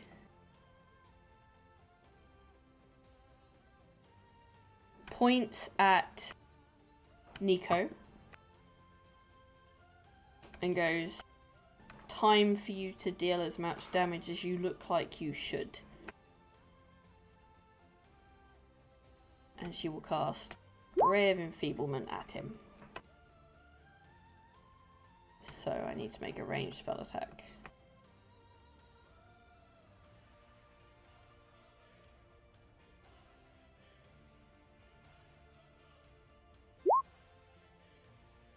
So a 17.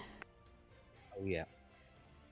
So you only deal half damage with any weapon attacks that use strength.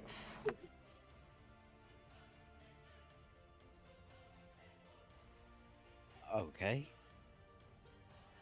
At the end of each of your turns, you can make a Constitution saving throw to see if you can shake it off.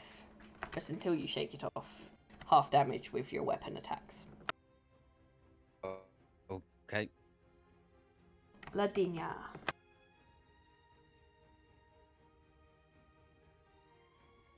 Just quickly checking up something.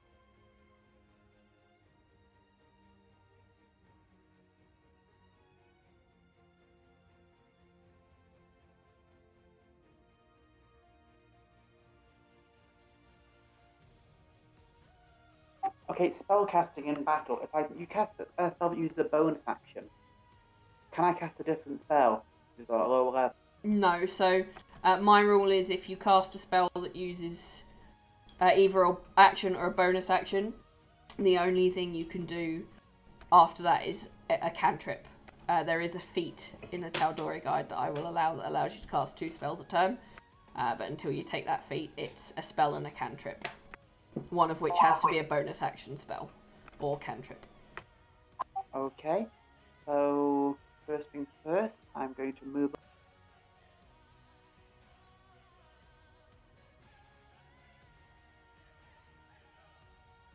So would I be able to see the one that stepped out of the dark? Yes, just. In that case, I am going to cast Spiritual Weapon. Mm-hmm. I'm going to put it obviously just next to her.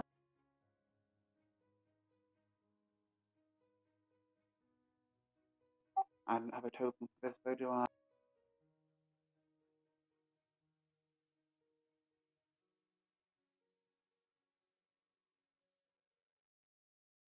So as she casts, the form of the spiritual weapon is the most fantasy-looking sword you have ever seen. The kind of thing that has to be magical, because otherwise it would collapse under its own weight. The black circle is your spiritual weapon. Thank you.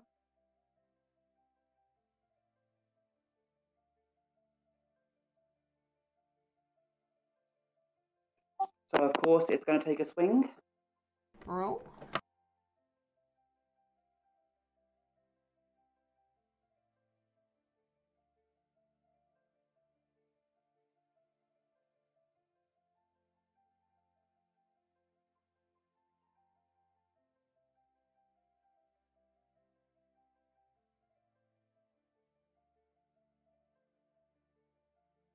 A 7 does not hit, I'm afraid.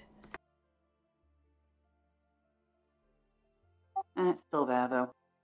Mm-hmm. So that's your bonus action. You now have an action where you can cast a cantrip or do something else. Yeah, I might as well use Sacred Flame. Okay.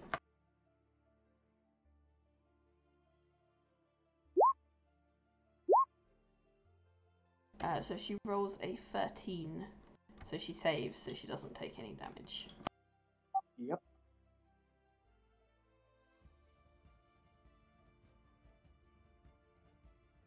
Cecilia. Right. I can't see jack shit with magical darkness, correct? Correct. Once I move up behind Lavinia and take a look. So all you can see is the magical darkness and one blue glowing lady outside the magical darkness with Ladinia's spiritual weapon next to it. Right, okay. Pot shot with Eldritch Blast. Roll it.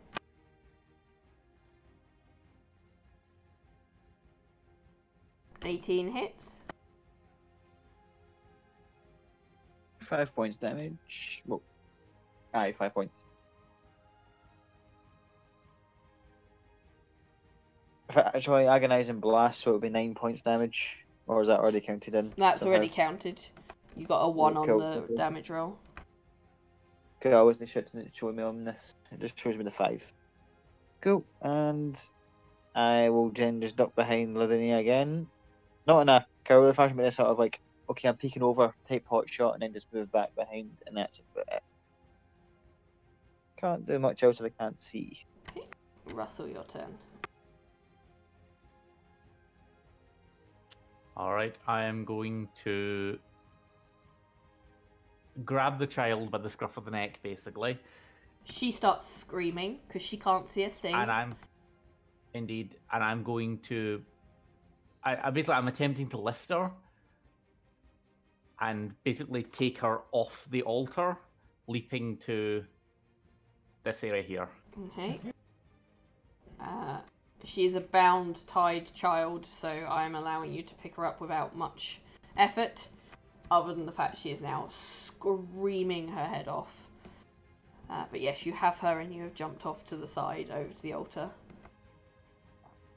I guess to double check, do those two get a attack of op? Jane doesn't because she's not trying to, but the other one does. With her dagger. A 9 to hit. I don't believe that hits. Nope. So I'm then going to move the remainder of my move.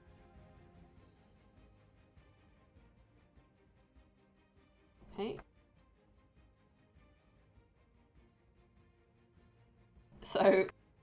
everyone that isn't in the magical darkness, so everyone but Draxus, sees the...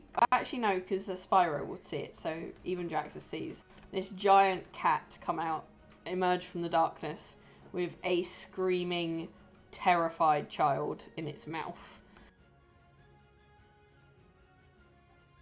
I'm then going to put the child down behind me, turn and take a defensive stance. If anything comes towards me or makes any sort of aggressive action towards either me or the child, there will be a reckoning. Okay.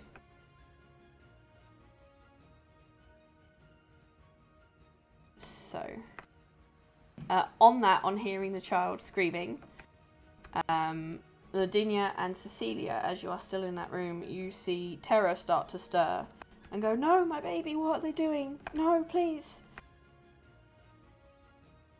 And start sort of shaking at the cage to try and get out. And she sees you two and goes, "Please, I don't know what they're doing to her, help her, please."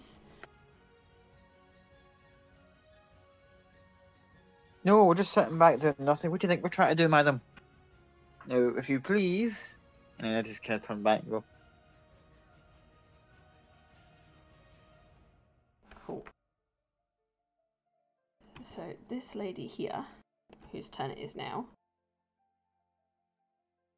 knows that when she cast darkness, there was a dragonborn in that area.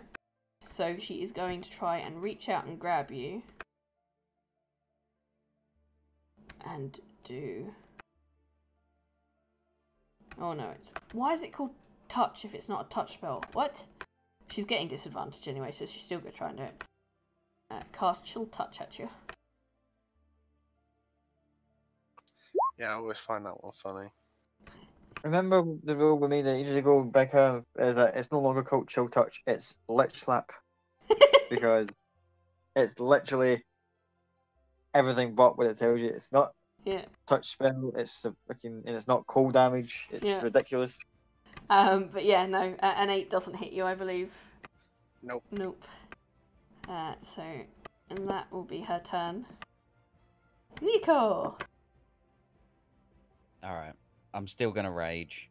I'm still gonna attack stuff with my sword. Okay. I'm gonna step up and I'm gonna get her with it. Roll to hit.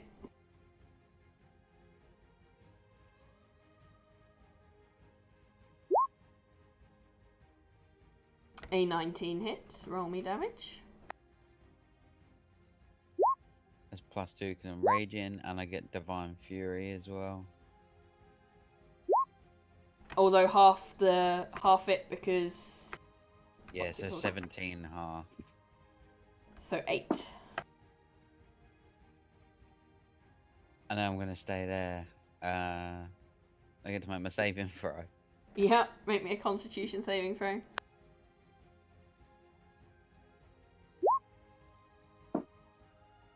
You nat 20. Yeah, so feeble... what's it called? That spell drops. So you now feel like you can do your normal damage again. Thank God. That's my turn. Draxus.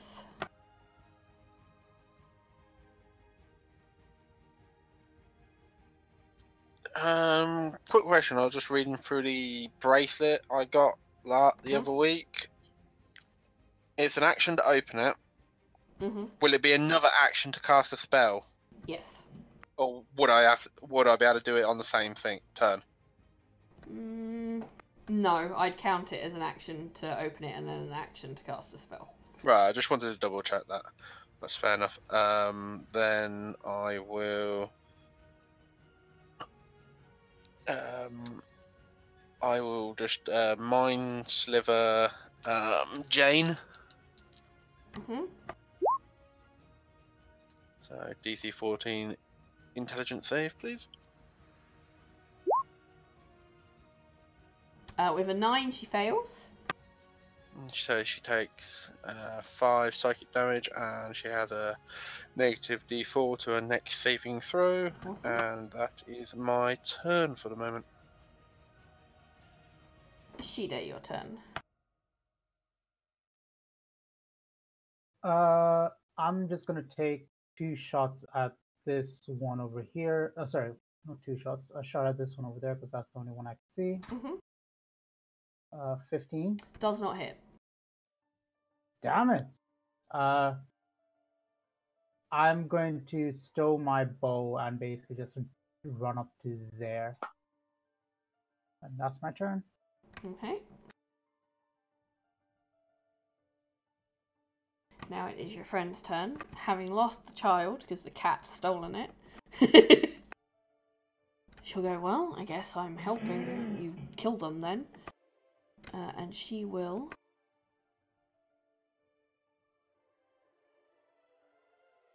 reach out with disadvantage because it's still dark and she can't really see, and try and grab her sister. She does hit. Jesus Christ. Okay.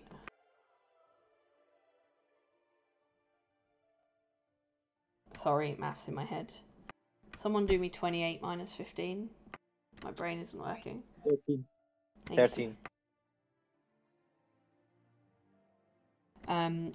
And you just hear her go, I gave you a chance, sister, and you have disappointed me. Guess this is where it ends. And her sister needs to roll.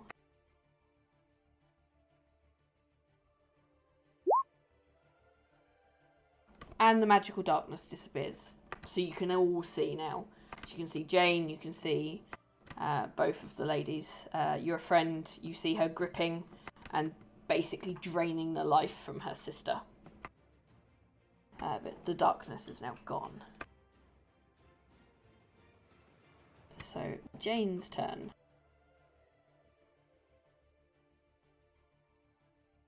So she's going to go, this is freaking ridiculous. And you see her make a few hand motions in the air, and the shadows in the room seem to get absorbed into her. And suddenly she becomes a shadow version of herself. So she's still her, and you can still see her. But it's like she's gone mist, but of shadow instead. And what she will do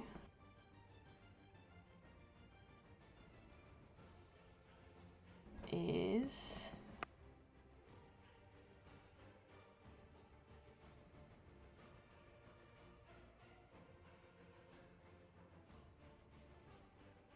she's going to attempt to throw a spell at Draxus because he is the closest person.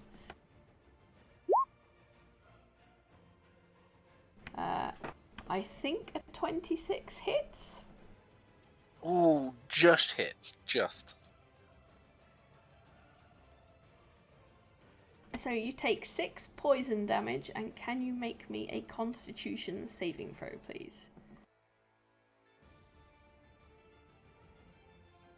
So you have the poisoned condition until the end of your next turn. Right, yeah.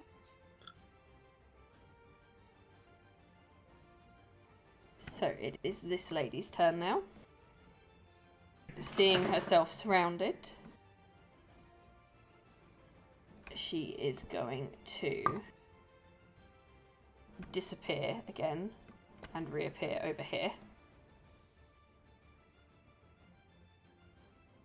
And that will be her turn.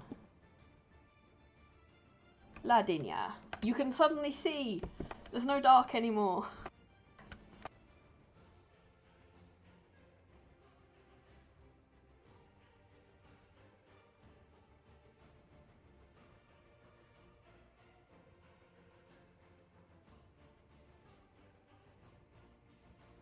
Just check if it takes an action to move the weapon.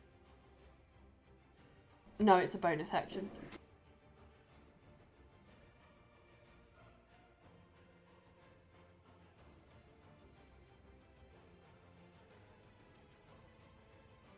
Anything to do with spiritual weapon is a bonus action,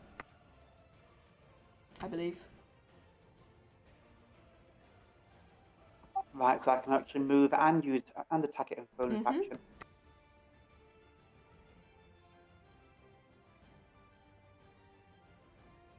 That's why spiritual weapon is amazeballs as a cleric.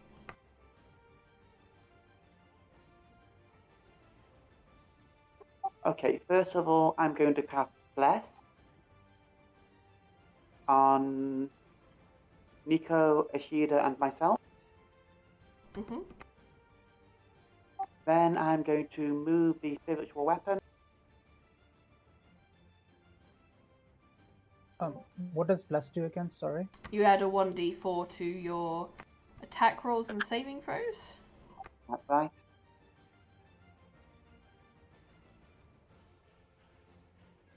I really shouldn't know these spells off by heart. Can you move that spiritual weapon up to Jane for me? I can.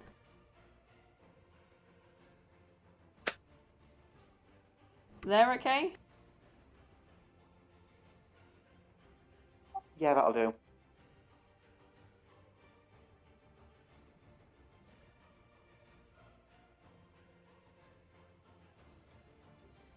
Do I get to add the Bless to the spiritual weapon attack?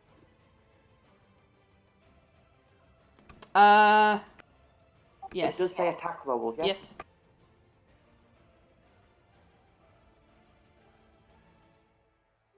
Now for the fun part, seeing if I actually know how to put Bless on things. Let me sort that for you. I really need to learn how to work this out.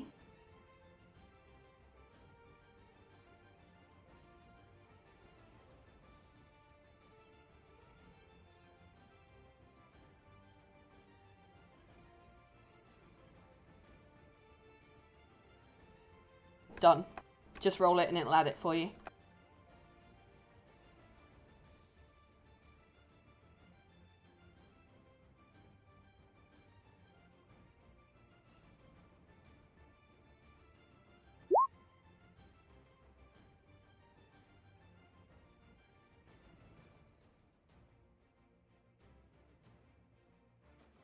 Apparently I really can't roll today. No, that doesn't hit. That your turn? That's my turn. Cecilia. Right, okay, give me a second to just double check something with the wave.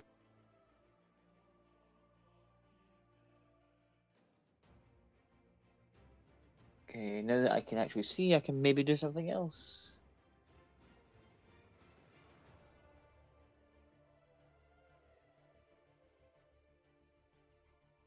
Hmm. It's infuriating because I don't want to. I don't. She wouldn't do a thing, but she kind of almost has to. Fuck it. Move aside from Vidinia into the actual room itself, behind Raxus. How bad does Jane look? Well, apart from being like Barely touched. the barely touched, apart from looking like an unlocked character behind Mortal Kombat, being all black and shadowed. Yeah. Can tell that she's not been damaged that much. Yeah, no, she's barely been touched. Hmm.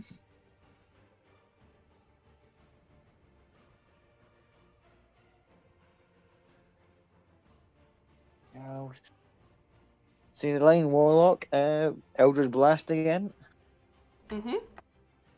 Though anyone that can kind of looks like she's kind of got a inner dialogue going on that she's fighting against before she casts it.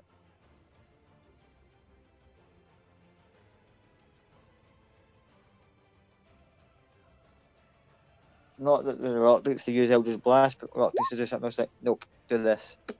That hits.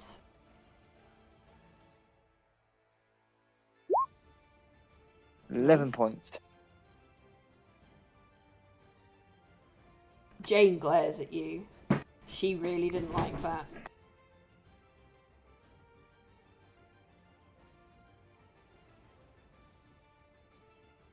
Cool. And then I'll use the rest of my movement to move back out the room. Okay. Next to it. Russell, your turn. Did I see what Jane was wearing? You can see her stood right in front of you right now. So she's wearing exactly the same clothes as when you last saw her. Weapons-wise, can I see any daggers or swords or anything that she might be trying to... that looks like it would be pulled from a sheath? She has a scythe on her back and a short sword at her hip. Okay. That gives me information. In that case, I'm going to grab the child again. Still screaming. And move it over to the other corner. Okay. Where again, I'm just going to sort of hunker down on top of it and sort of gently purr. She's now being sat on by a giant cat. So it's muffled screaming, but still screaming. I'm not on top of it. It's like she's sort of between my front paws. I'm just kind of keeping her guarded. Okay, that's fine.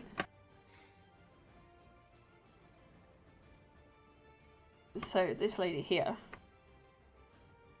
is going to turn to her sister, the one that is currently trying to kill her. And go, we could have been great, Adriana, but you have stifled us. You didn't give us a choice. And she will disappear from her sister's grip and end up over here. And you will see her beginning to chant and summon, and next to her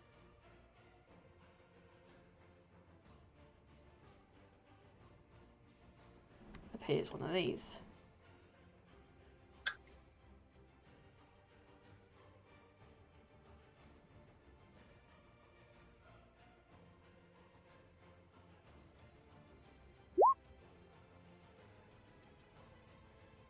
Alright. So, this dude has appeared next to her and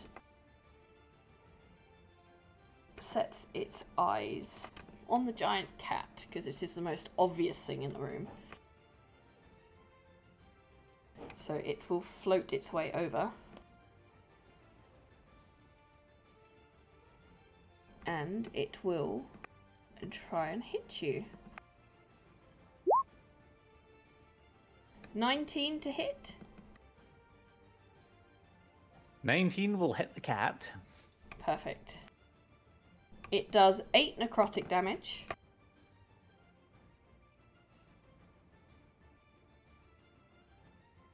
And the cat's strength score, not its modifier, its actual score, is reduced by 3. Okay, hang on 2 secs.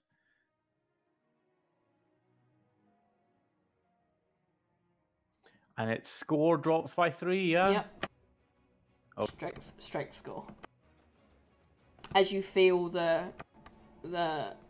strength of the cat, it's not your strength, it's definitely the cat's. You can feel the difference. Just it gets a little bit weaker. I would, as I was being defensive, would I get a swing at this thing as it has made a hostile action towards me? I will allow it.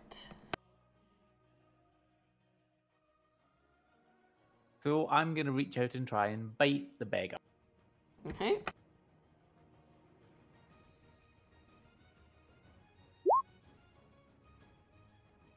Oh no.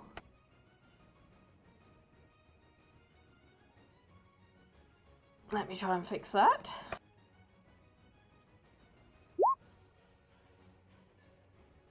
15. 15 hits.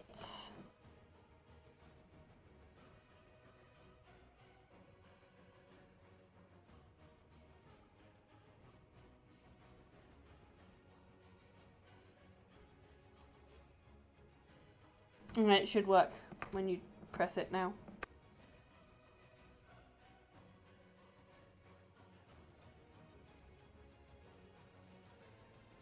Three piercing damage. Okay.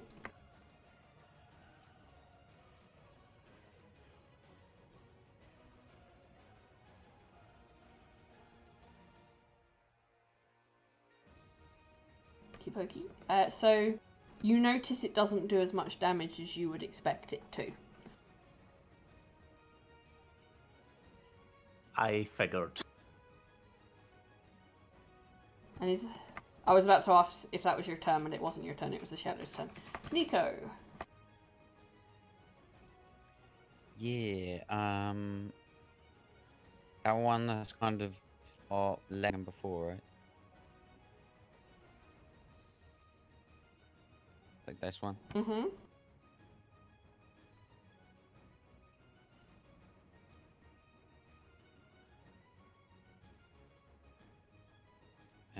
Still raging, so again with the... Yep. 8-7 does Nope. not hit. Alright. I'm gonna get it. So I'm gonna just bamf out, like, to sort of here. And that'll be my turn. When you say Bamf, are you walking or are you using some kind of ability? Yeah, I'm using Blessing of the Raven Queen. Okay, perfect. Just so I know if you get an attack of opportunity or not, but you do not. Nope. For the record, that was ability. Yeah, resistance to all damage. Resistance lasts until the start of my next turn. Okay. Draxus. And Oh. I'm now a ghost. Perfect. You and Jane both. Although hers isn't the same as yours. Draxus, your turn. When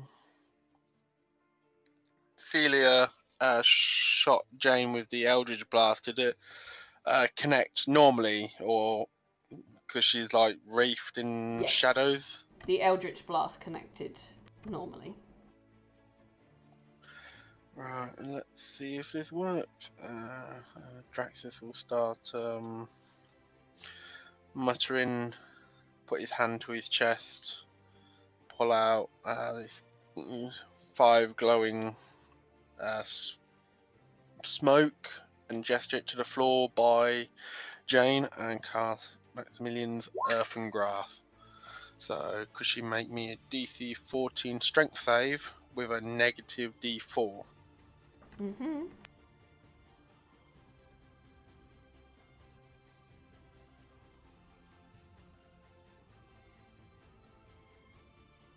As a large draconic earthen hand bursts from the side and hopefully grabs her with this 5 colours of smoke swirling through it. I'm going to ask opinion from the other DMs in the room. So when in this form, she can move through people and objects as if they weren't there.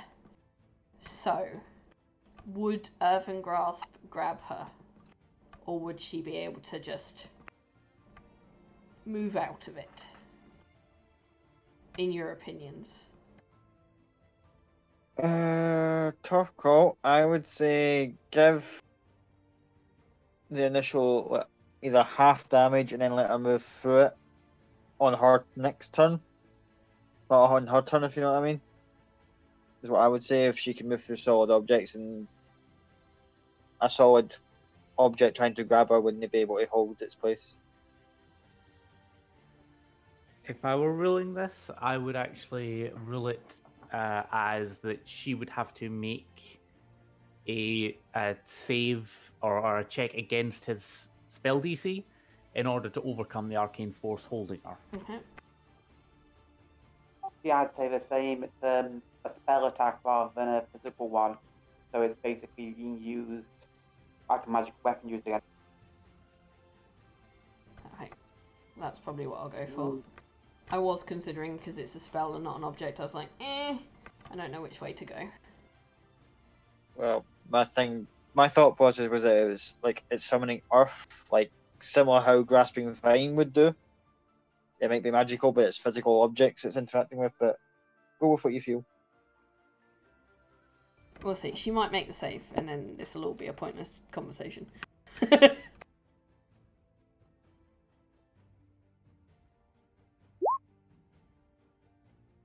She does not make the save at all. She rolled a 1. So with the minus, let me see actually.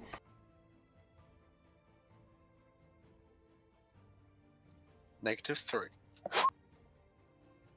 Yeah, no. So she is grabbed.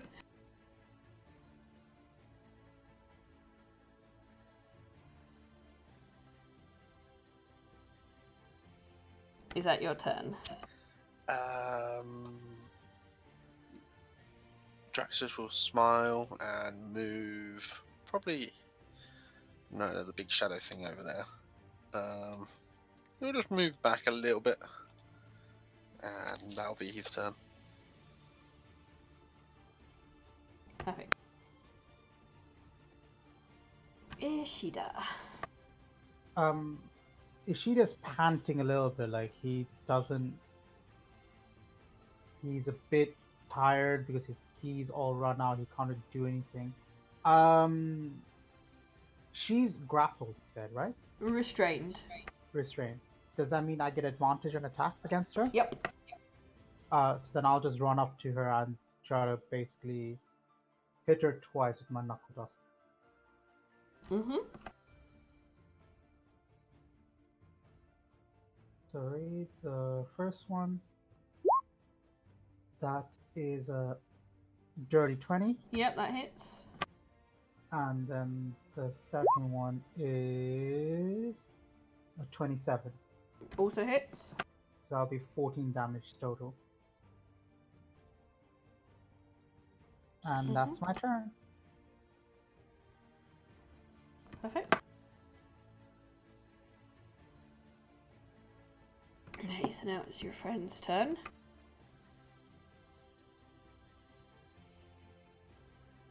Jesus Christ, I have too many character sheets, guys. She is going to turn to the sister she grabbed and try chill touch on her. Which hits. Okay.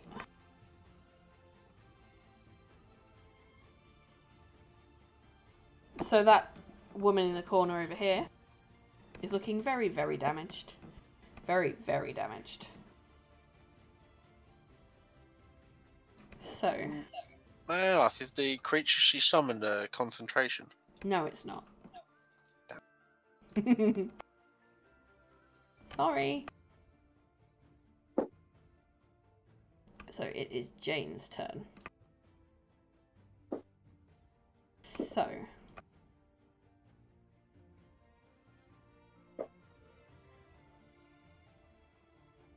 Restrained just means movement 0, so that's fine. So she is going to disappear from the grasp and reappear here. And go, nice try, Dragonborn. Better luck next time, though. And she's just stood there being spooky bitch. Then this one. Jesus Christ. Note to self, less enemies.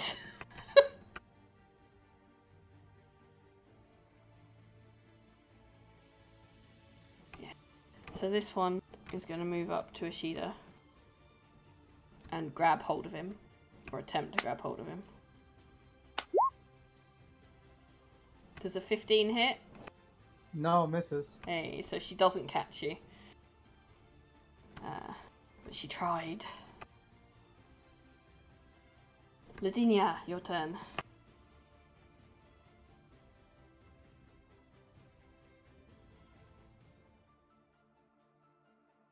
I'm going to move up to Jane, Can I bring my spiritual weapon into a flanking position? You can't flank with a spiritual weapon. Oh, Is normally my ruling on it. okay, either way, bring the spiritual weapon up to Jane. Mhm.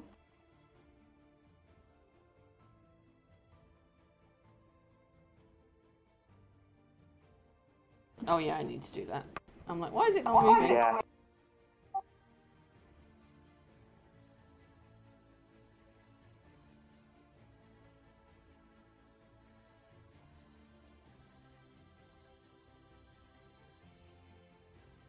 Why is it not letting me move it? It has a will of its own now.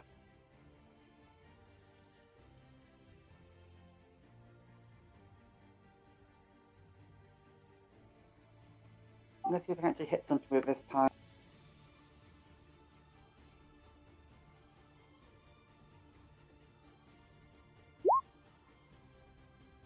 Yep, that hits.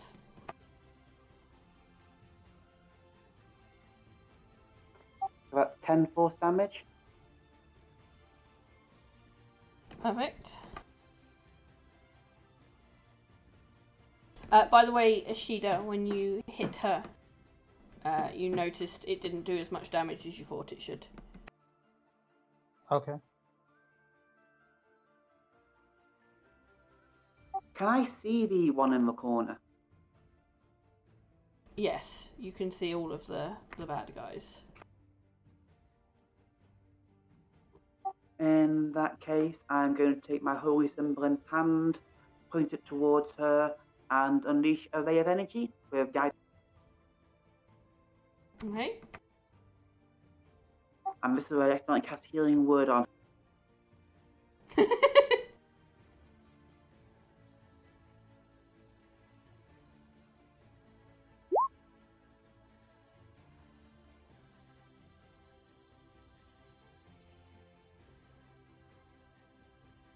Huh? I heard the roll, but I haven't seen anything come up yet.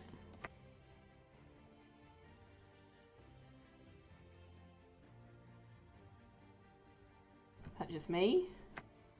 And try this again. Spiritual weapon 22 plus 1. No. We are after guiding bolt.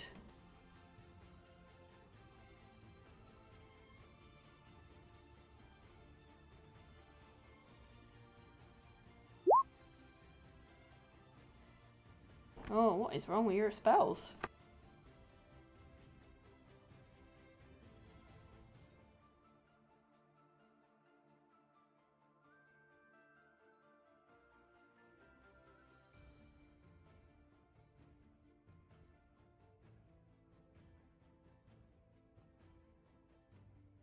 Try it now.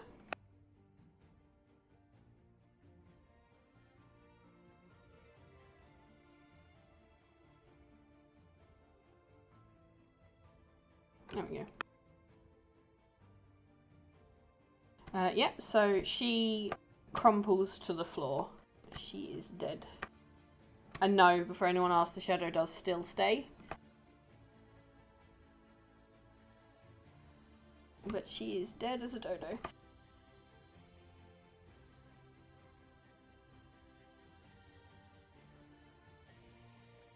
Cecilia.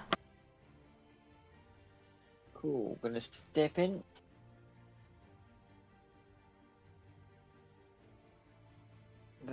There. And still shadowy, but still here. Mm-hmm. Realizing that, okay, maybe you're a bit closer than I thought you were this time. Going to...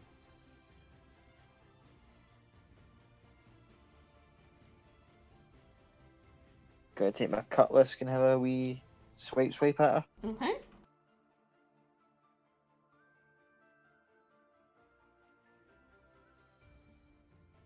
21. 21 hits.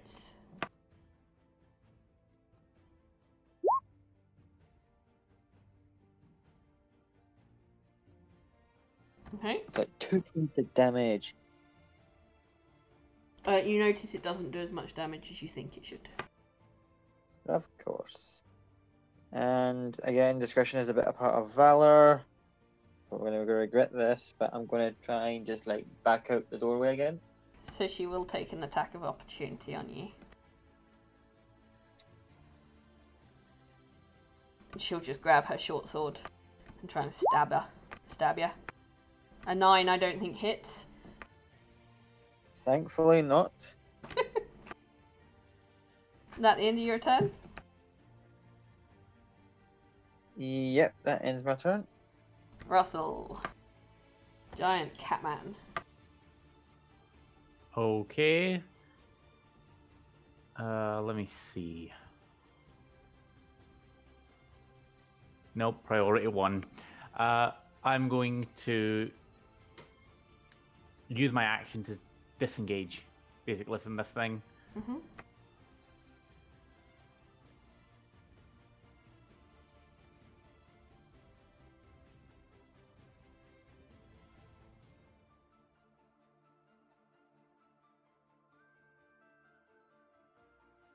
I will go over to there, and again, I've still got the I will again hunker down. Okay.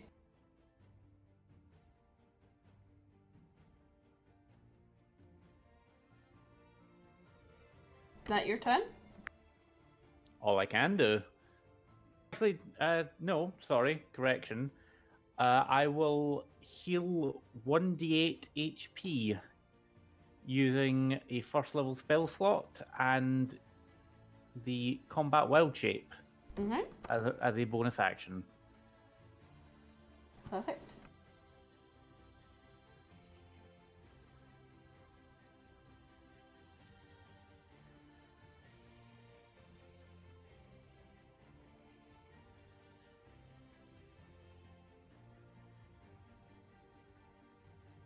That's the end of my turn. Okay. So, Shadow, seeing its mistress die, is incredibly unhappy. It's bored of the cat, because it's just not what killed its mistress. So it's going to start making its way. And it can get there. Out the door, to the person it saw kill her. And it is going to try and attack you.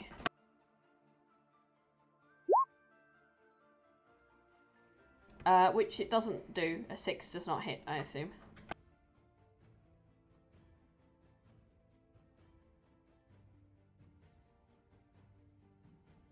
No, I will assume. No, AC is 18. I think I'm okay. Yeah, I think you're okay too. Nico! Alright. I'll take a step down just to here. Mm-hmm. Get an attack on her with advantage because Yep. where she does.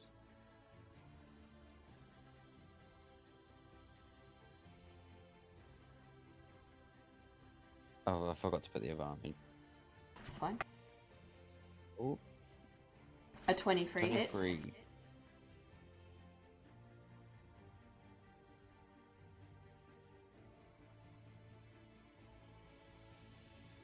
So 13.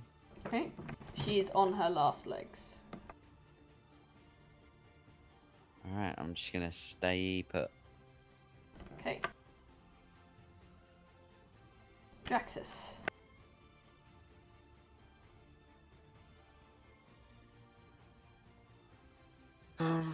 How's Jane looking? About halfway to dead, roughly.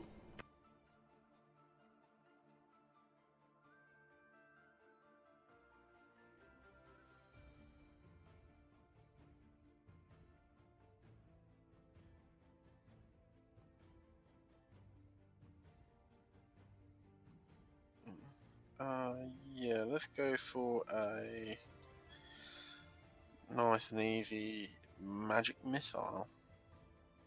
Mm-hmm.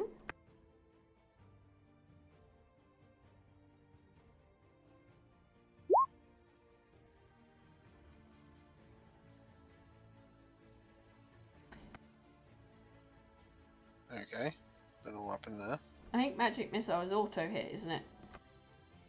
Yup, Yeah. unless she has shield. No. Hold on. I think I know what I'm doing. So 4d1s plus 3. No, No, 3d4 plus 3. 3d4 plus 3. Yeah. The hell did that say? I have no idea. Don't know why that's not working.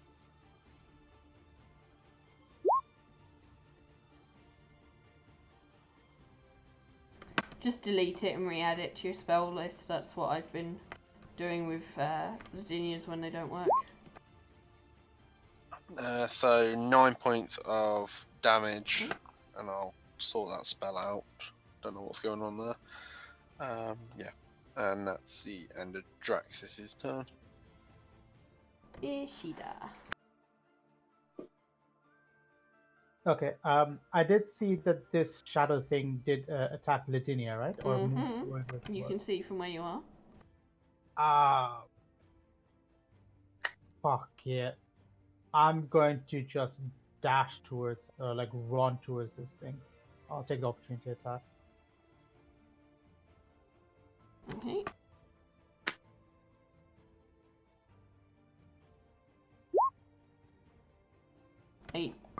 A dirty 20 to hit. Yeah, hit.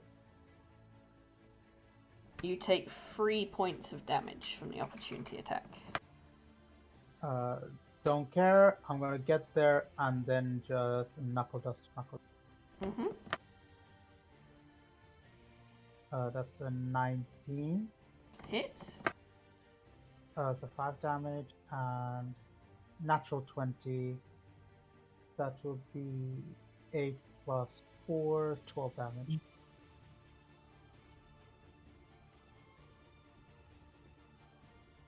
Okay. Is that your turn? That's my turn. Okay.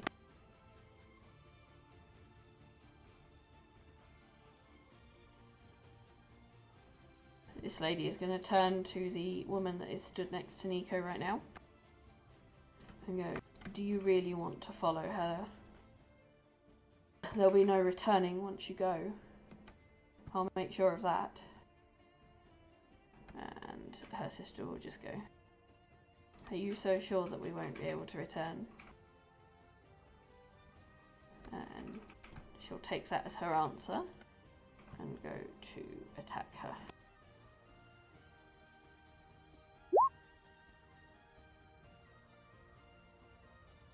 And you just watch this necrotic swirl of energy come up and drag the life out of this lady. So she is also now dead.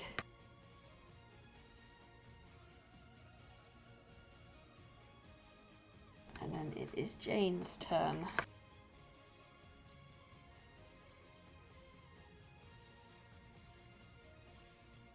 So, having Ishida run right up next to her, she's going to reach out and grab him, or attempt to.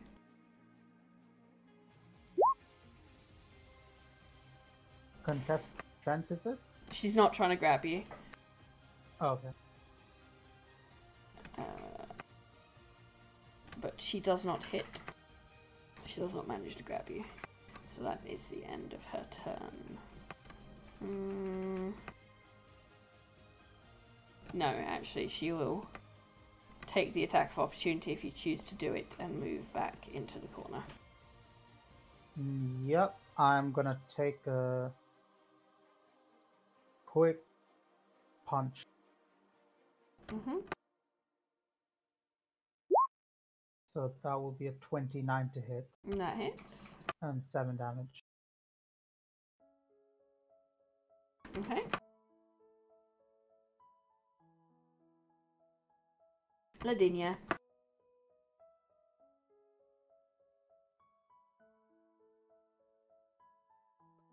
So the shadow's still there, yeah?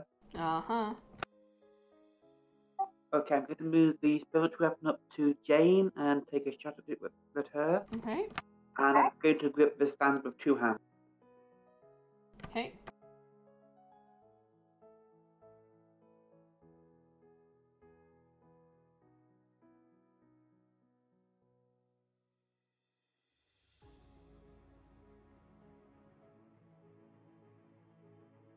So roll for damage with the spiritual weapon.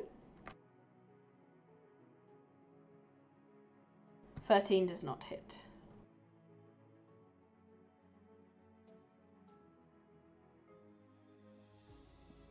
At least we have the sanctuary up again. Yes, you do. Cecilia. Right, okay.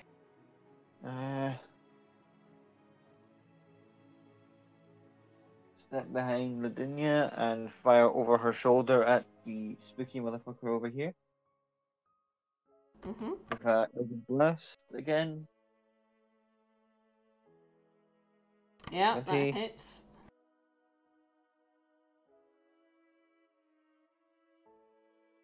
So, that spooky shadow dissipates.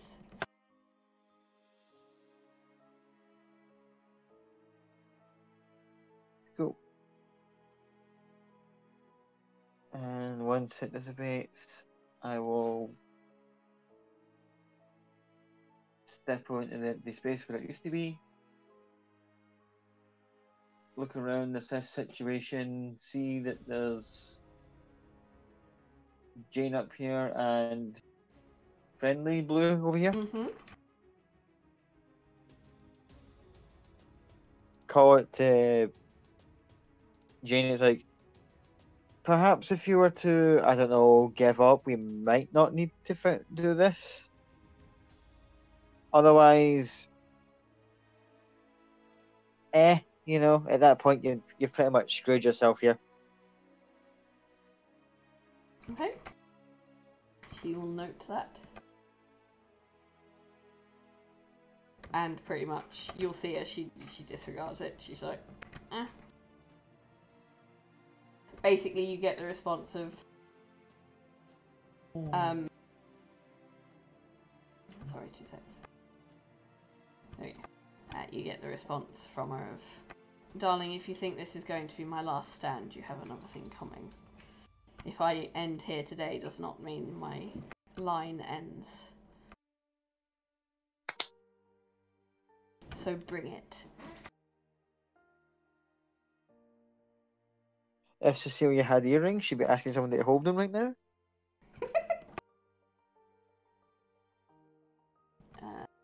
That'll be the end of my turn. Russell, your turn. I'm going to walk over to Draxus with child in hand, or in mouth rather. Mm-hmm.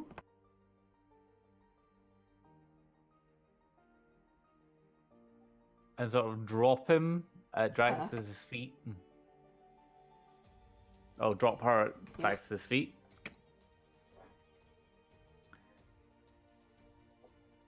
I'm going to then look at Jane. Mm-hmm. And I'm going to drop my wild shape. Okay.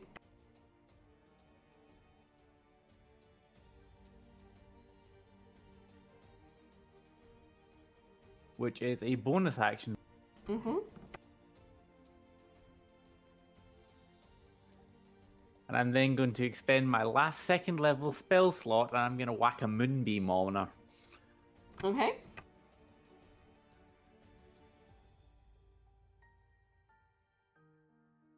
She has to make a save, does she not? Con save. Okay.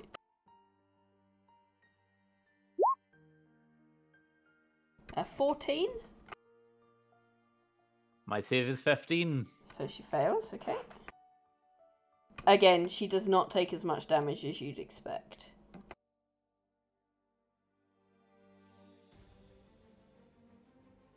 Is that your turn? That will be my turn, and again, I'm probably going to push the child back against the wall at this point. Okay.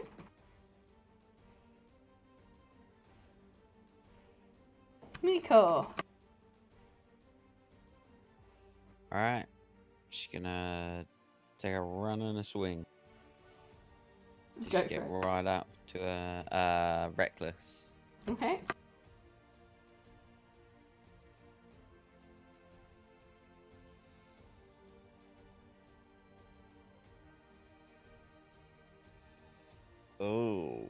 9 does not hit. I'm just gonna. Oh man, I'm gonna move out of the way. I'm gonna stay within 5 foot.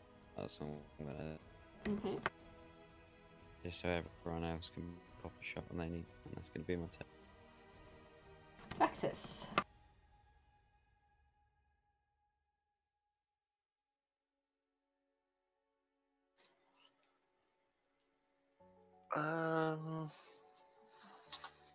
Oh shit. Might regret this, but yeah, screw it. Drax is curious, and he's going to. I'm pretty sure. Yeah, just an action. So he was going to cast Detect Force. Okay. And he wants to have a little snoop on the surface thoughts of Jane and our ally, to see what their thoughts are right now. Okay. Well, just to surface things first. So Jane's surface thoughts are very calm. She's not panicking. You get pain. She's in a lot of pain, but it's not bothering her. You do just catch a. We'll see how well your deal holds up. Is basically her thought at the moment. Your ally. Surface thoughts are just sad. She's just disappointed in herself and a little sad that she's had to kill 2 of her sisters.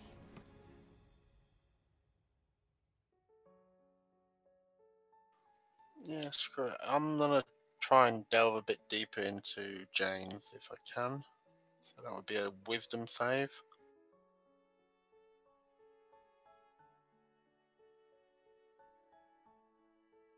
So it's an action to probe deeper, so you wouldn't be able to do it on this turn because it was an action to cast a spell.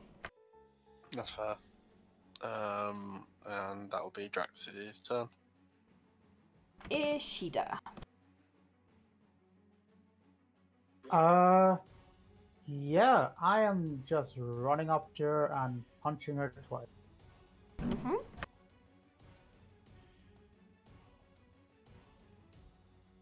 Uh, 26 and a natural 20. So that will, oh god, 12 damage total. Okay. Is that your turn? That's my turn. So, she is on her last legs. And as a last ditch, fuck you, she's going to aim herself in the direction of currently the direction everyone is standing and cast Cone of Cold. He needs to make a con save against Moonbeam first. If you start True. your turn. Would I be making that as well, since I'm kind of like standing in a doorway? So the con save is a 15. 15. Okay, so she saves then. And Half damage. Half damage. Taxi druiding. okay, roll it then. No, you wouldn't need to make. You wouldn't need to worry about the Cone of Cold. You're hidden behind the wall. Just double checking. So she takes 5. Okay, so she's just still standing. She has 1 hit point. So she's still casting Cone of Cold at you all.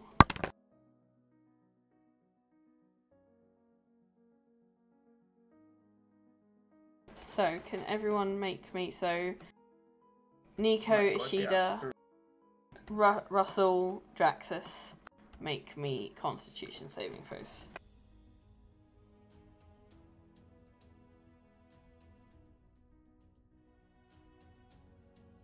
Mine was supposed to be normal.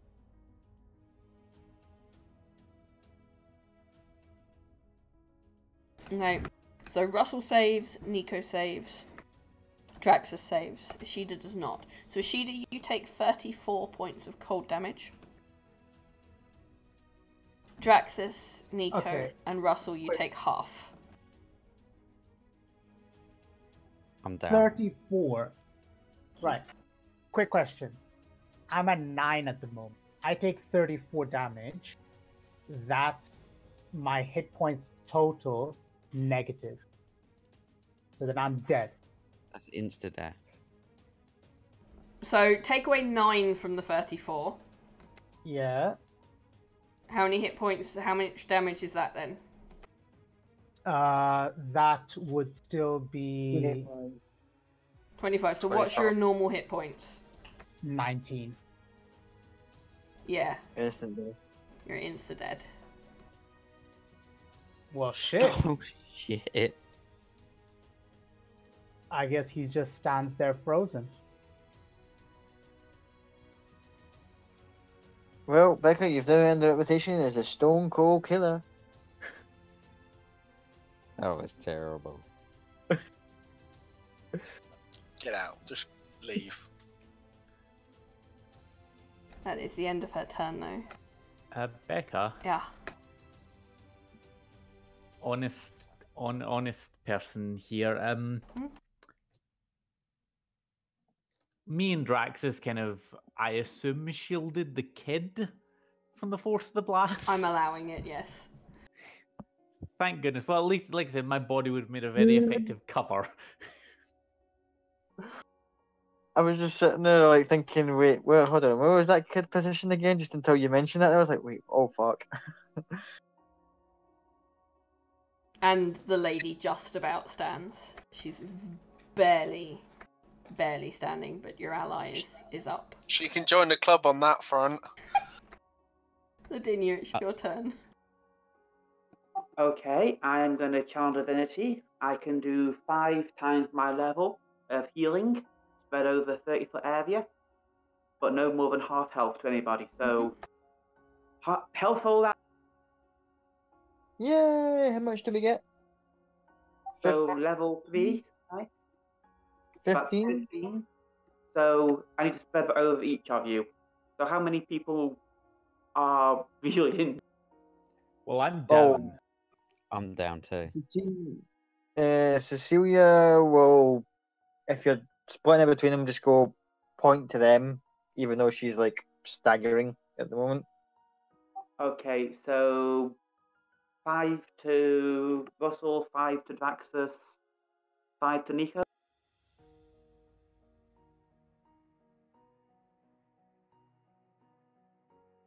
Much appreciated. Big And gasp. then the spiritual weapon is going to have a pop shot. Mm-hmm.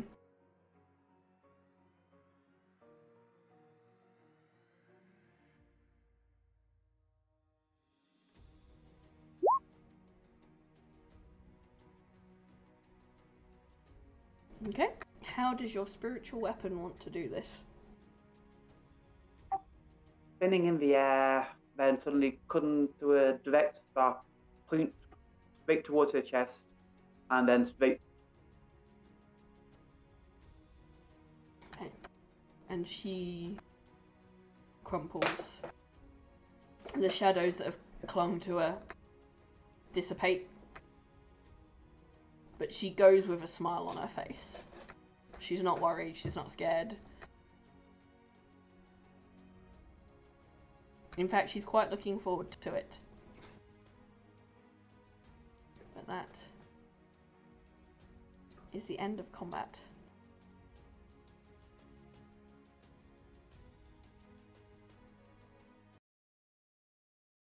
You are free to do what you wish. I will point out the child is still screaming and the mother is still in the cage, shaking the cage, trying to get out. You have a dead colleague. A frozen solid dead colleague. And you're all very, very hurt.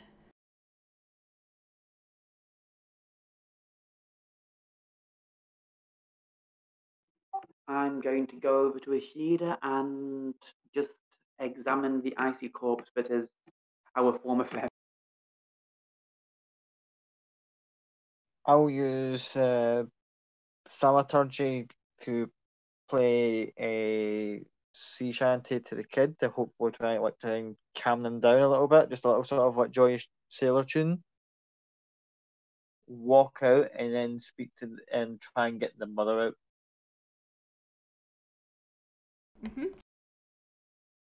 So, persuasion check for the kid. How are you trying to get the mother out?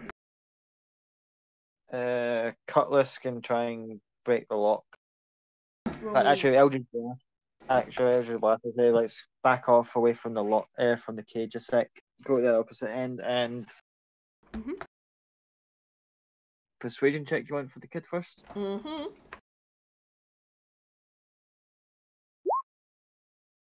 Okay, yep, the kid starts to calm down. Sort of hums along with the song a little bit. She doesn't know it, but she's trying to sort of learn it. But she definitely calms down. Okay, and for the lock. Roll me an attack for Eldritch Blast. Natural 1, fuck. Doesn't hit. I will also point out, Russell is still down on the floor. Lydinia healed him. Oh didn't yeah, she? yes she did. Brain. I'm healed. I guess I'm kind of. I saw Ishida get taken out, and I've not motivated myself to get up yet.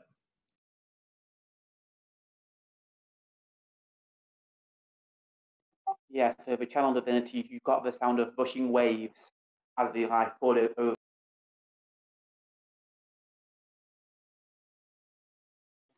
Draxus just goes over to the altar, sits on it, pops out his healing elixir, and takes a swig, and then looks at the our ally.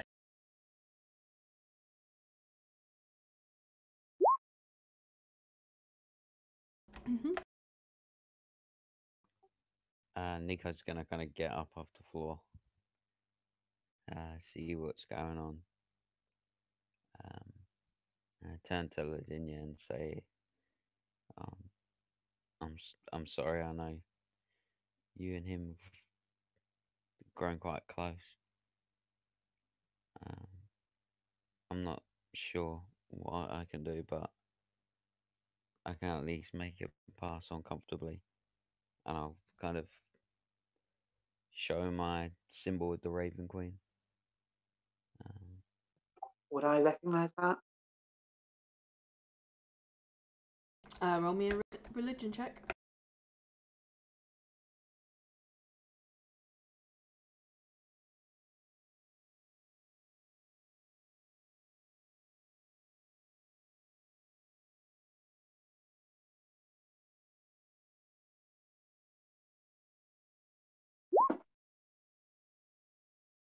You do.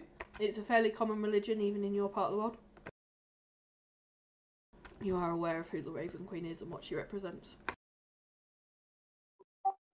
I don't think there's much more we can do at the moment. The town would not have sufficient healers to return him.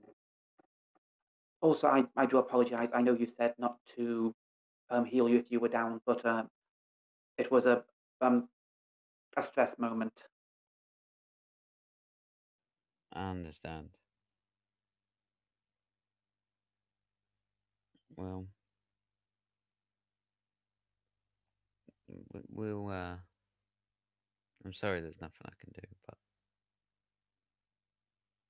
just know that I'm sure the Raven Queen will help him pass on peacefully. Radini's going to go quiet and nod.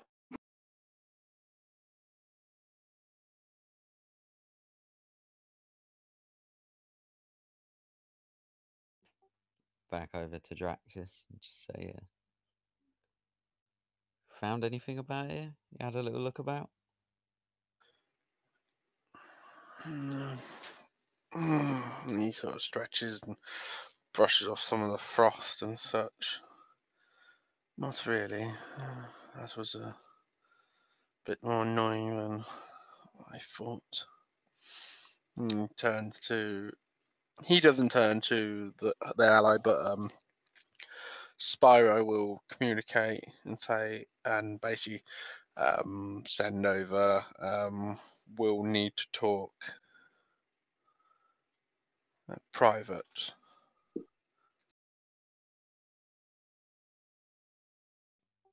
Okay.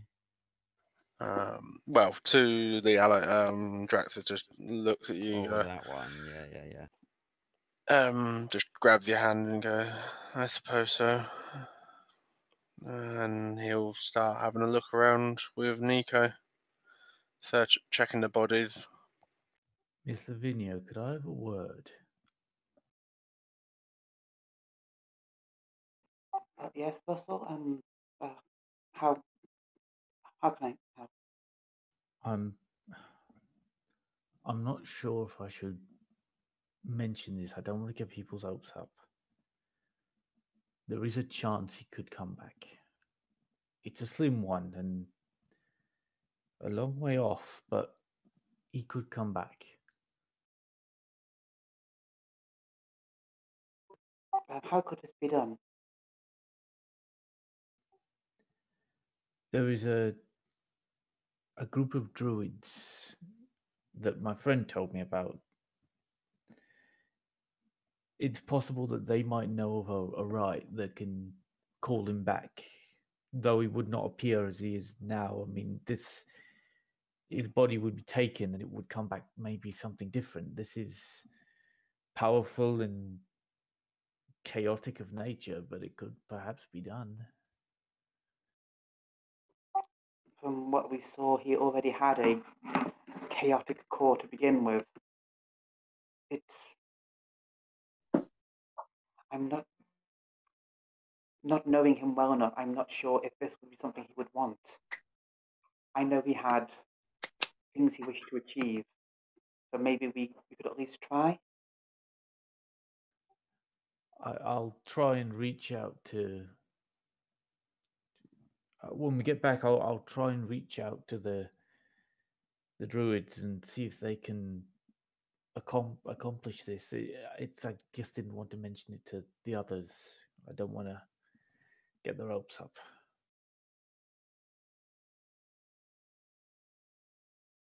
You give me something to hope for, so I do thank you for that. Would we need to take him along, or do you think he would be safer here? I'll need to think about it for a moment.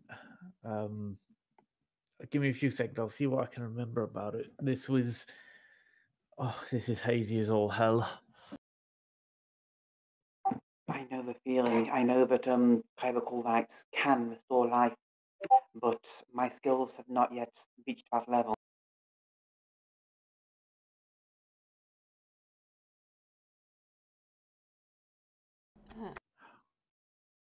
I am going to borrow Azuzu into the Whisper channel for a moment. Entertain yourselves. Don't do anything that I'd need to know about while we're gone.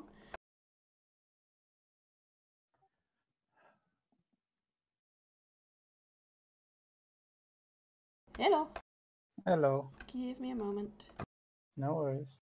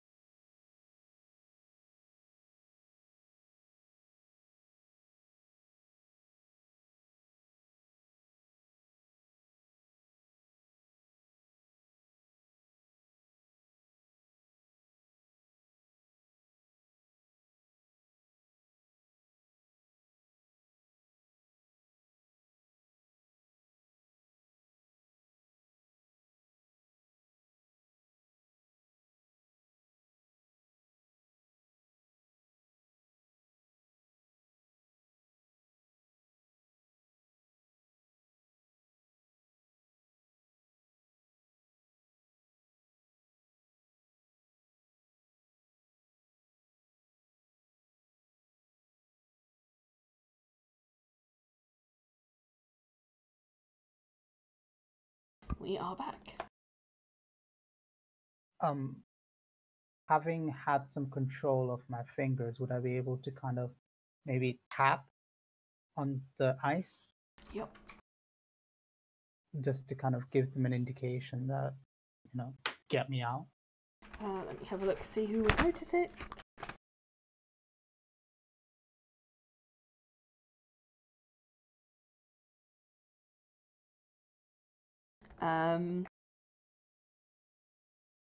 So, Russell, you notice Ashida's fingers start to move in the ice that he's encased in.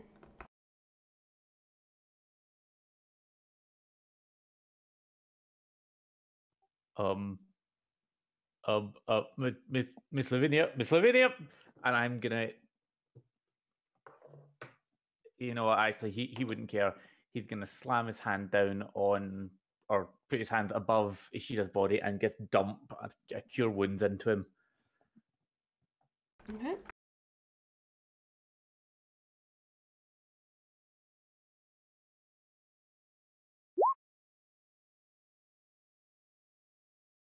Okay, so you heal 6 HP, Ishida, but you are still frozen in ice.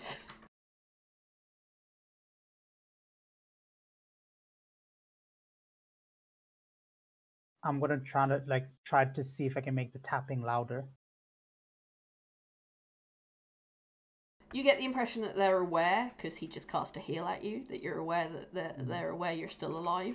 They know you're in there, or that you are alive, I should say. Tapping isn't going to break the ice. Oh, is it like a shell over him almost? Oh, well, that.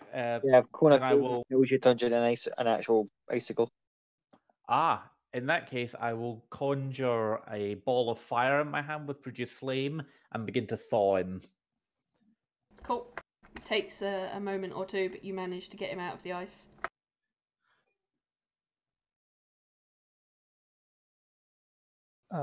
He's going to be panting quite heavily and just kind of drop to the floor the moment he's out of the ice. Okay. I'm going to kneel down next to you and just hug you tight and just say, we assume the worst. To be honest,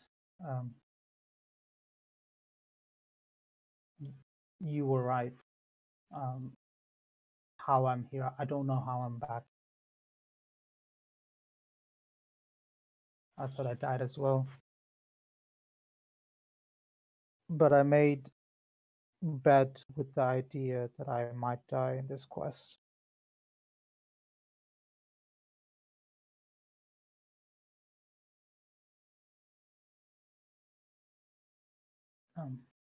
I guess someone's giving me a second chance.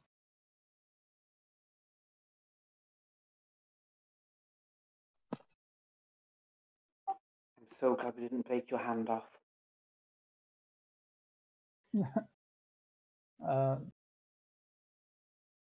I'm glad as well. Thank you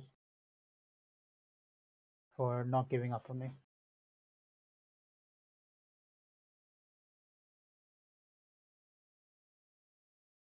At which point, as if suddenly realizing she's down on her knees, hugging somebody he barely knows, and then just stands up, dusts herself off, and takes a step back. And Ishida will just kind of push himself against the wall and just kind of lean against it while sitting. Sit while leaning against it. Right, well, I'm going to go over there and examine that body. And he's just going to walk over to the other body and start rummaging, trying to subtly wipe the tears from his eyes. Mm-hmm. Anyone that's searching through bodies and things, make me investigation check.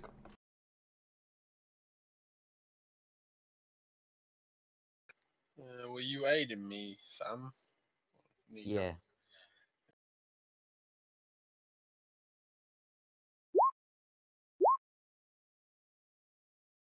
So Russell, you pretty much find nothing. Too much water in your eyes. Draxus. Across the bodies, you find 60 gold pieces. And tucked inside the altar, you find a scroll and a dagger worth probably about 25 gold pieces.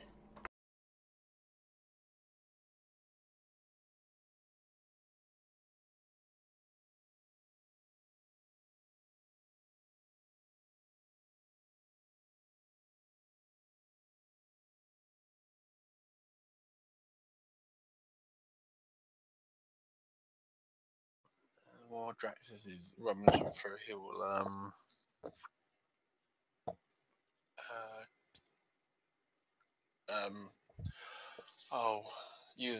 uses send his familiar to disappear and reappear 30 feet straight above him, so hopefully on the surface, and then fly back and have a look to see if the two guards are still there. They have gone. He can't see them. He can't see where they are, but they have gone.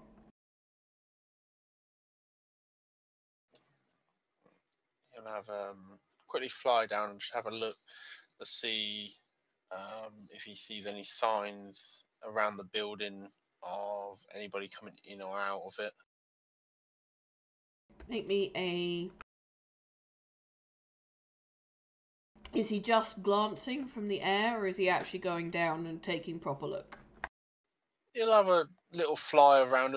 He'll go down a little bit, but not like if anybody's possibly around. He's not going to get low enough for them to hit him or anything. Just Perception check then. Yeah, to see if the doors are open or such, or if there's like a window to look through. Nope. Doors are not open. Doors are closed. There's no windows.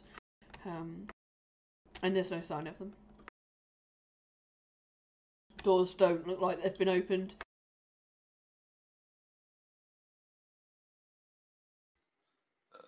After that, he'll just summon Spyro back to him,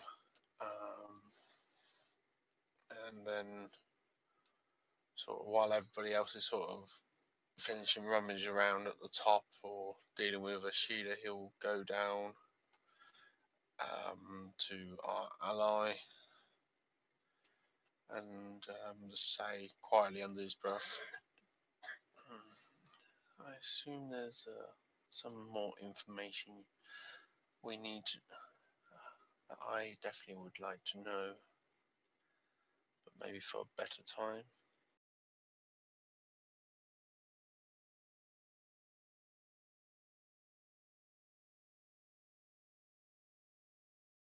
You will get the message in your head where she goes, now is not the time.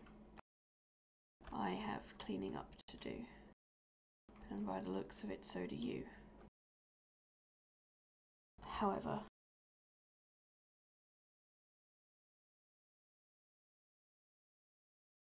if you are ever in the north, near Mount Silence,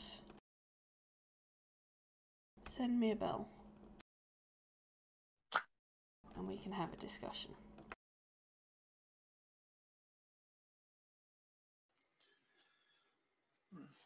So be it. Maybe we can talk about the deal you've got. And Draxus will just sort of look at her and turn away and go back and have That was Jane that was thinking about the deal, not her. Was she talking about the deal that she had or that Jane had? Jane was thinking to herself, we'll have to see how this deal turns out. Right, got ya. Sorry, retcon that. It will just go, definitely. Maybe some interesting information would definitely help me. but time will see. And he will go over to the door in the top left corner while everybody else is doing what they're doing. Mm-hmm. Can I have another go at trying to get this lady out the cage? Yep. Roll for it.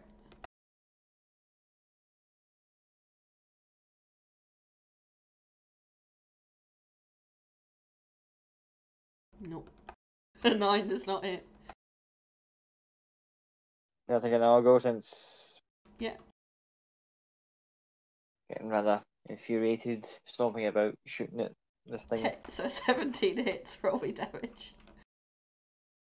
It's not a very sturdy lock, so you don't need much damage. Yeah, more than enough.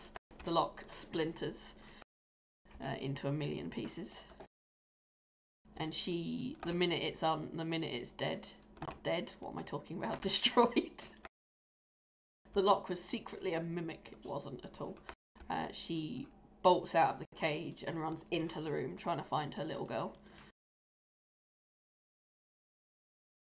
As she's running past, I just say, "You're welcome," and I'll give a rough idea where she is in the room. She'll register that you've told her roughly where she is in the room, but she's too focused on little girl to sort of say thank you. So she will run and basically hug her little girl and start untying her and just squeezing her really tight. On seeing that, I'm going to head back through to the other room and just say to Cecilia, your assistance here was invaluable. I cannot thank you enough for the help you have given us. It was so fortuitous you came along when you did. I'll just click the heels together and just give a little half bow.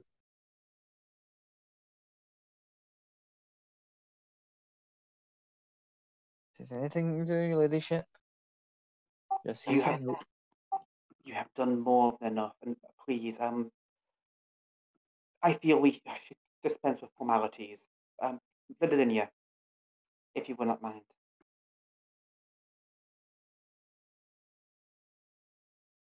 Okay. And at that point, she can just shall we see how the others are then? And just starts walking past.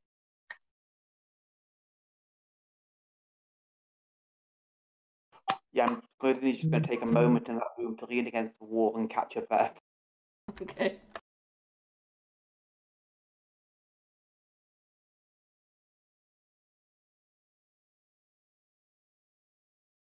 Your ally will turn to you all and go, I never formally introduced myself. My name is Adriana, and I have some cleaning up to do.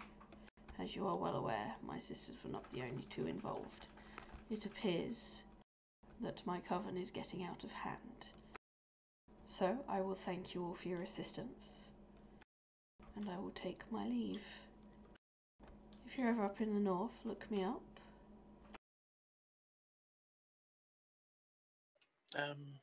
One thing before you go, a spirit back in the graveyard was saying something about someone bringing darkness into her home. Any chance you would know anything about that? You have seen the type of shadows that my sister summoned. You've seen me summoning the same. Now we are all gone, the darkness should disappear as well. She should no longer be... The banshee you speak of should no longer be bothered. Fair enough.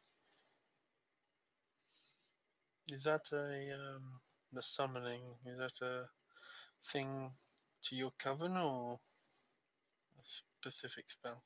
It is not something you can learn, I'm afraid.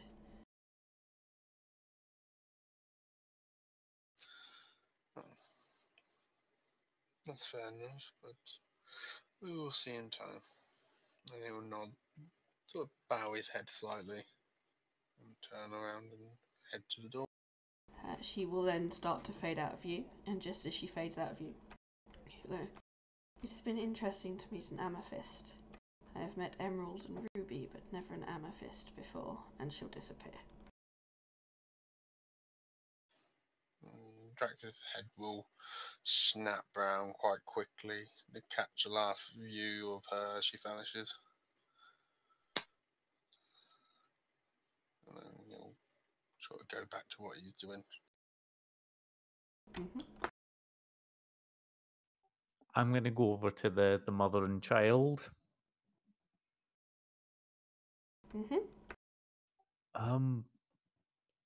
Are you two okay? For the moment? We will be. She's terrified, which is understandable, but she'll be okay. And I'm just glad to have her back.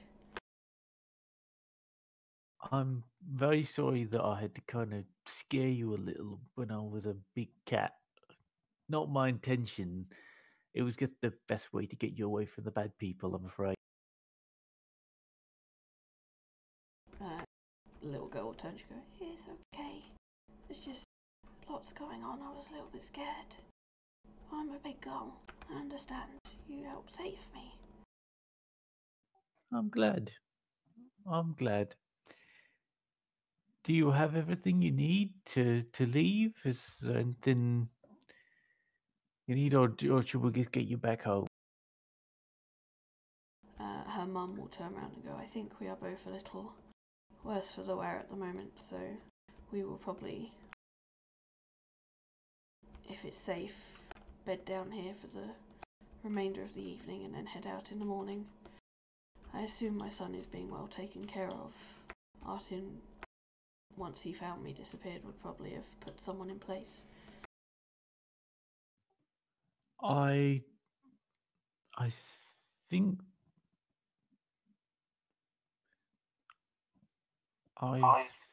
so. Overheating this as I walk back in. Yes, Artin has taken your son to his own home. His wife was caring for him. That sounds like him. If you go back this evening, will you let him know that we're fine and I will pick him up tomorrow? But right now, knowing he's safe with Artin and his wife, I need to make sure she will be okay and we will be okay.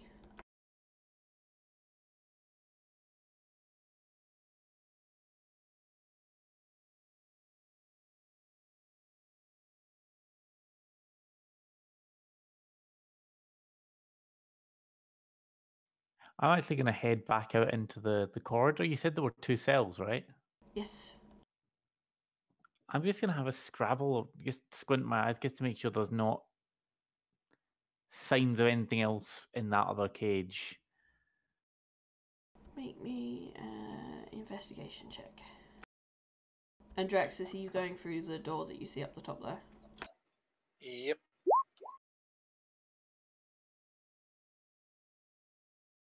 You don't see signs of anything else. As I said, I think there was, there was a rag doll in that cell, the empty one.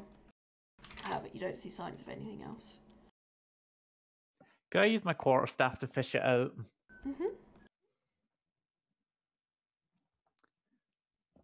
So I'll grab that and head back through. Sort of, do you recognize this by any chance? Showing it to the mother. She'll take it from your hands and look at it over for a bit. And just go, yeah, that was one of the other little girls that was taken. I don't know where they are. I don't know what's happened to them.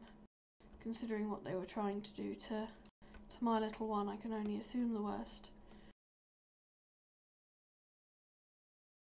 And she'll hand it back to you. Thank you. You wouldn't be able to give me a rough description of the girl, would you? She'll go, she's about 5, not much older than 5. Short, brown hair, green eyes. Fairly chubby for her age. I'm not calling her fat, but puppy fat, you understand.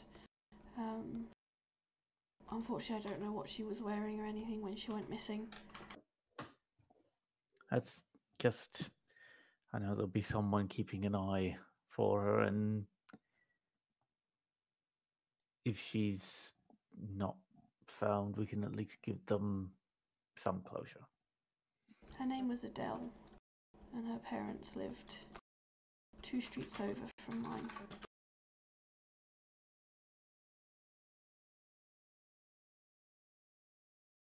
Thank you. I'm gonna find out what's going on with me friends. Oh, here, eat these, and I'll hand them the remainder, the remaining 3 good berries I've got. Okay. They'll take them It's and not a lot, but if you have one, it'll be quite filling for you. They don't look like much, but they're quite filling, these ones. she will hand one to her little girl, take one herself, and pop one in her pocket and go, "This will be for you for the morning, little one."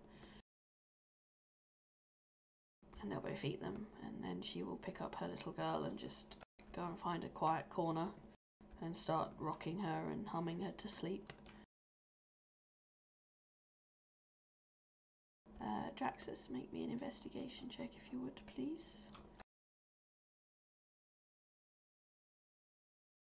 Is Nico still aiding him, or are you gone off to something else? Nah, since Ishida's come back, he's just staring at him.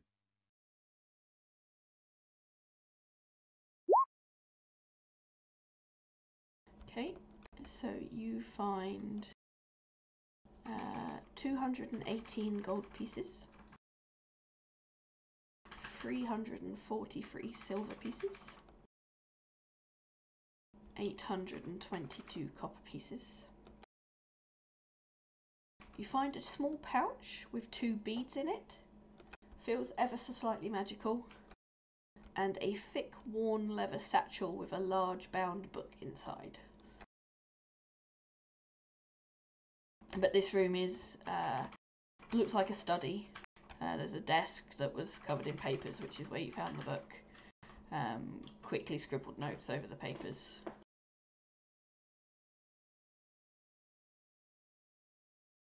Other than that, you do not find anything else with your investigation check of 9. His mind's going elsewhere a little bit. I would assume so.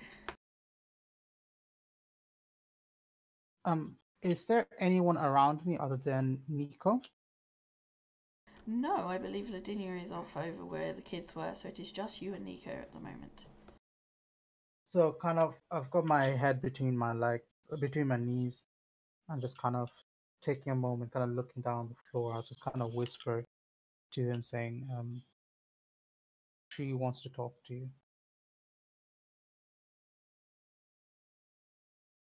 I don't know how you speak to her, but she wants to talk to you.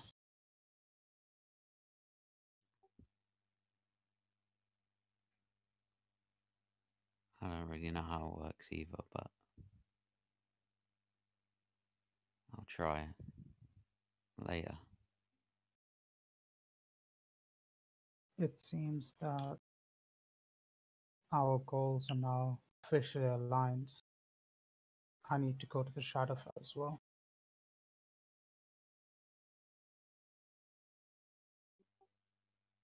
I don't need to go to the Shadowfell. But if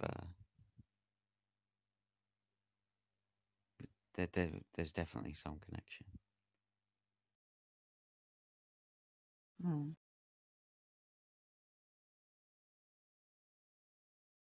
Thank her for me, please. Next time you speak to her.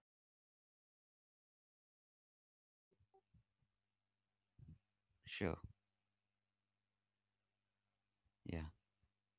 I'll let you know how it goes.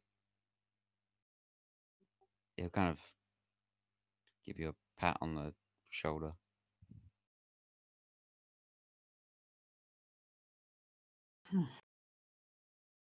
I'll wait here until everyone's done.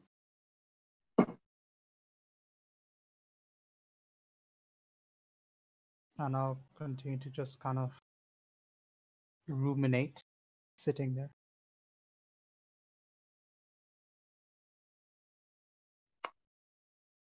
Mm-hmm. Have we found any sign of the other missing children besides the doll? Nope.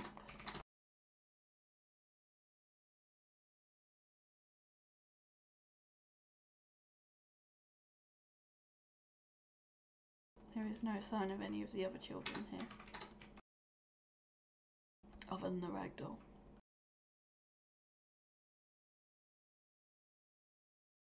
As tired and as battered as we are, I feel we should finish exploring this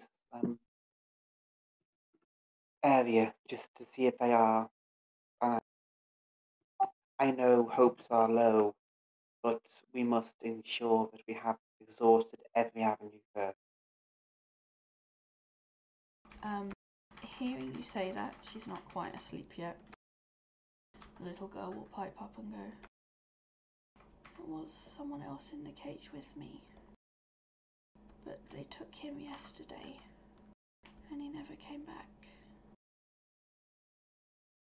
They took him in the room and the chanting was the same, but they never brought him back."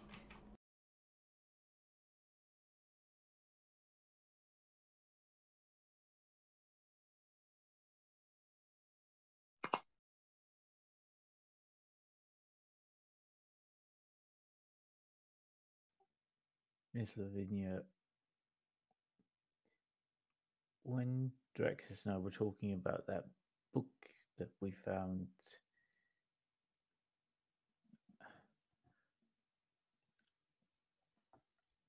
it seemed like they were working on this. It wasn't something cleanly written from what he was able to determine. It seems like the person got madder and madder.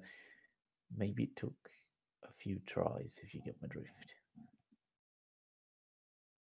I follow what you're saying, but I would not be able to live with myself if I hadn't at least explored the rest of the complex. If it's agreeable, I could transform myself into or if we were to take a short rest, while the rest of you explore and go about, if we don't do anything too much, I could still have one form change left. I could perhaps turn into a horse and get these two home safely. Once we've explored, that is. I think if we take a small rest here, then explore the complex, it would probably be for the best.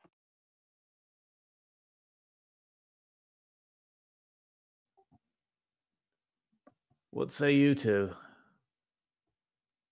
Nico, Ishida? I mean, we're all pretty battered. We could all do with the rest. Long or short, I'm not fussed. I just need a little bit of time. I'm sure Ashida could too. Yeah, I need some time to collect myself. What do you make of it, Hey, where'd the dragon go?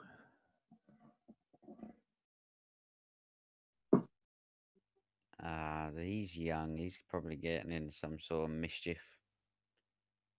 Actually, I think he's in that room over there.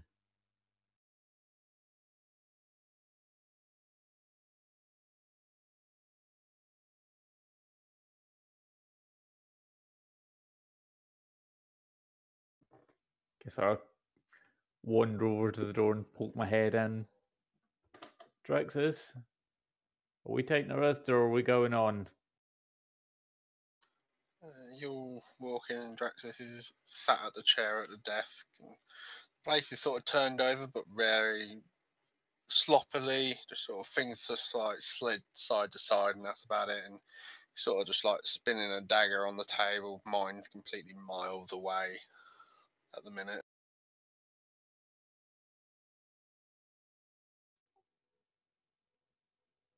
Okay, and I guess I'll lean back around the corner. I guess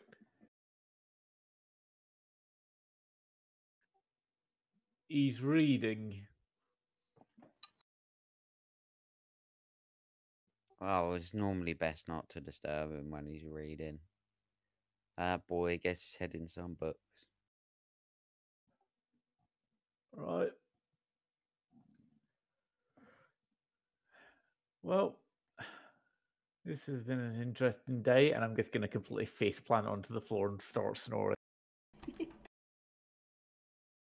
So, anything anyone else wants to do before we take a rest and call it there for the evening? Just want to point out that in the other room of the cages, Cecilia's basically been like coughing up blood and seawater for the last like 5 minutes.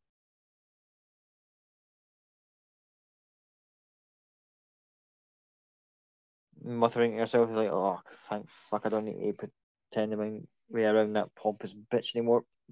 And just occasional little bit of barnacle comes up. But other than that, she's pretty much spent for the night. Anyone else for anyone else? No. Anything else? Ishida is also just kind of nodded off. Yeah, Nico's gonna go to sleep quite soon so he can get up early. Okay. So, on that note, you will lay yourselves down in relatively uncomfortable places to sleep. I'm assuming long rest by the sounds of it.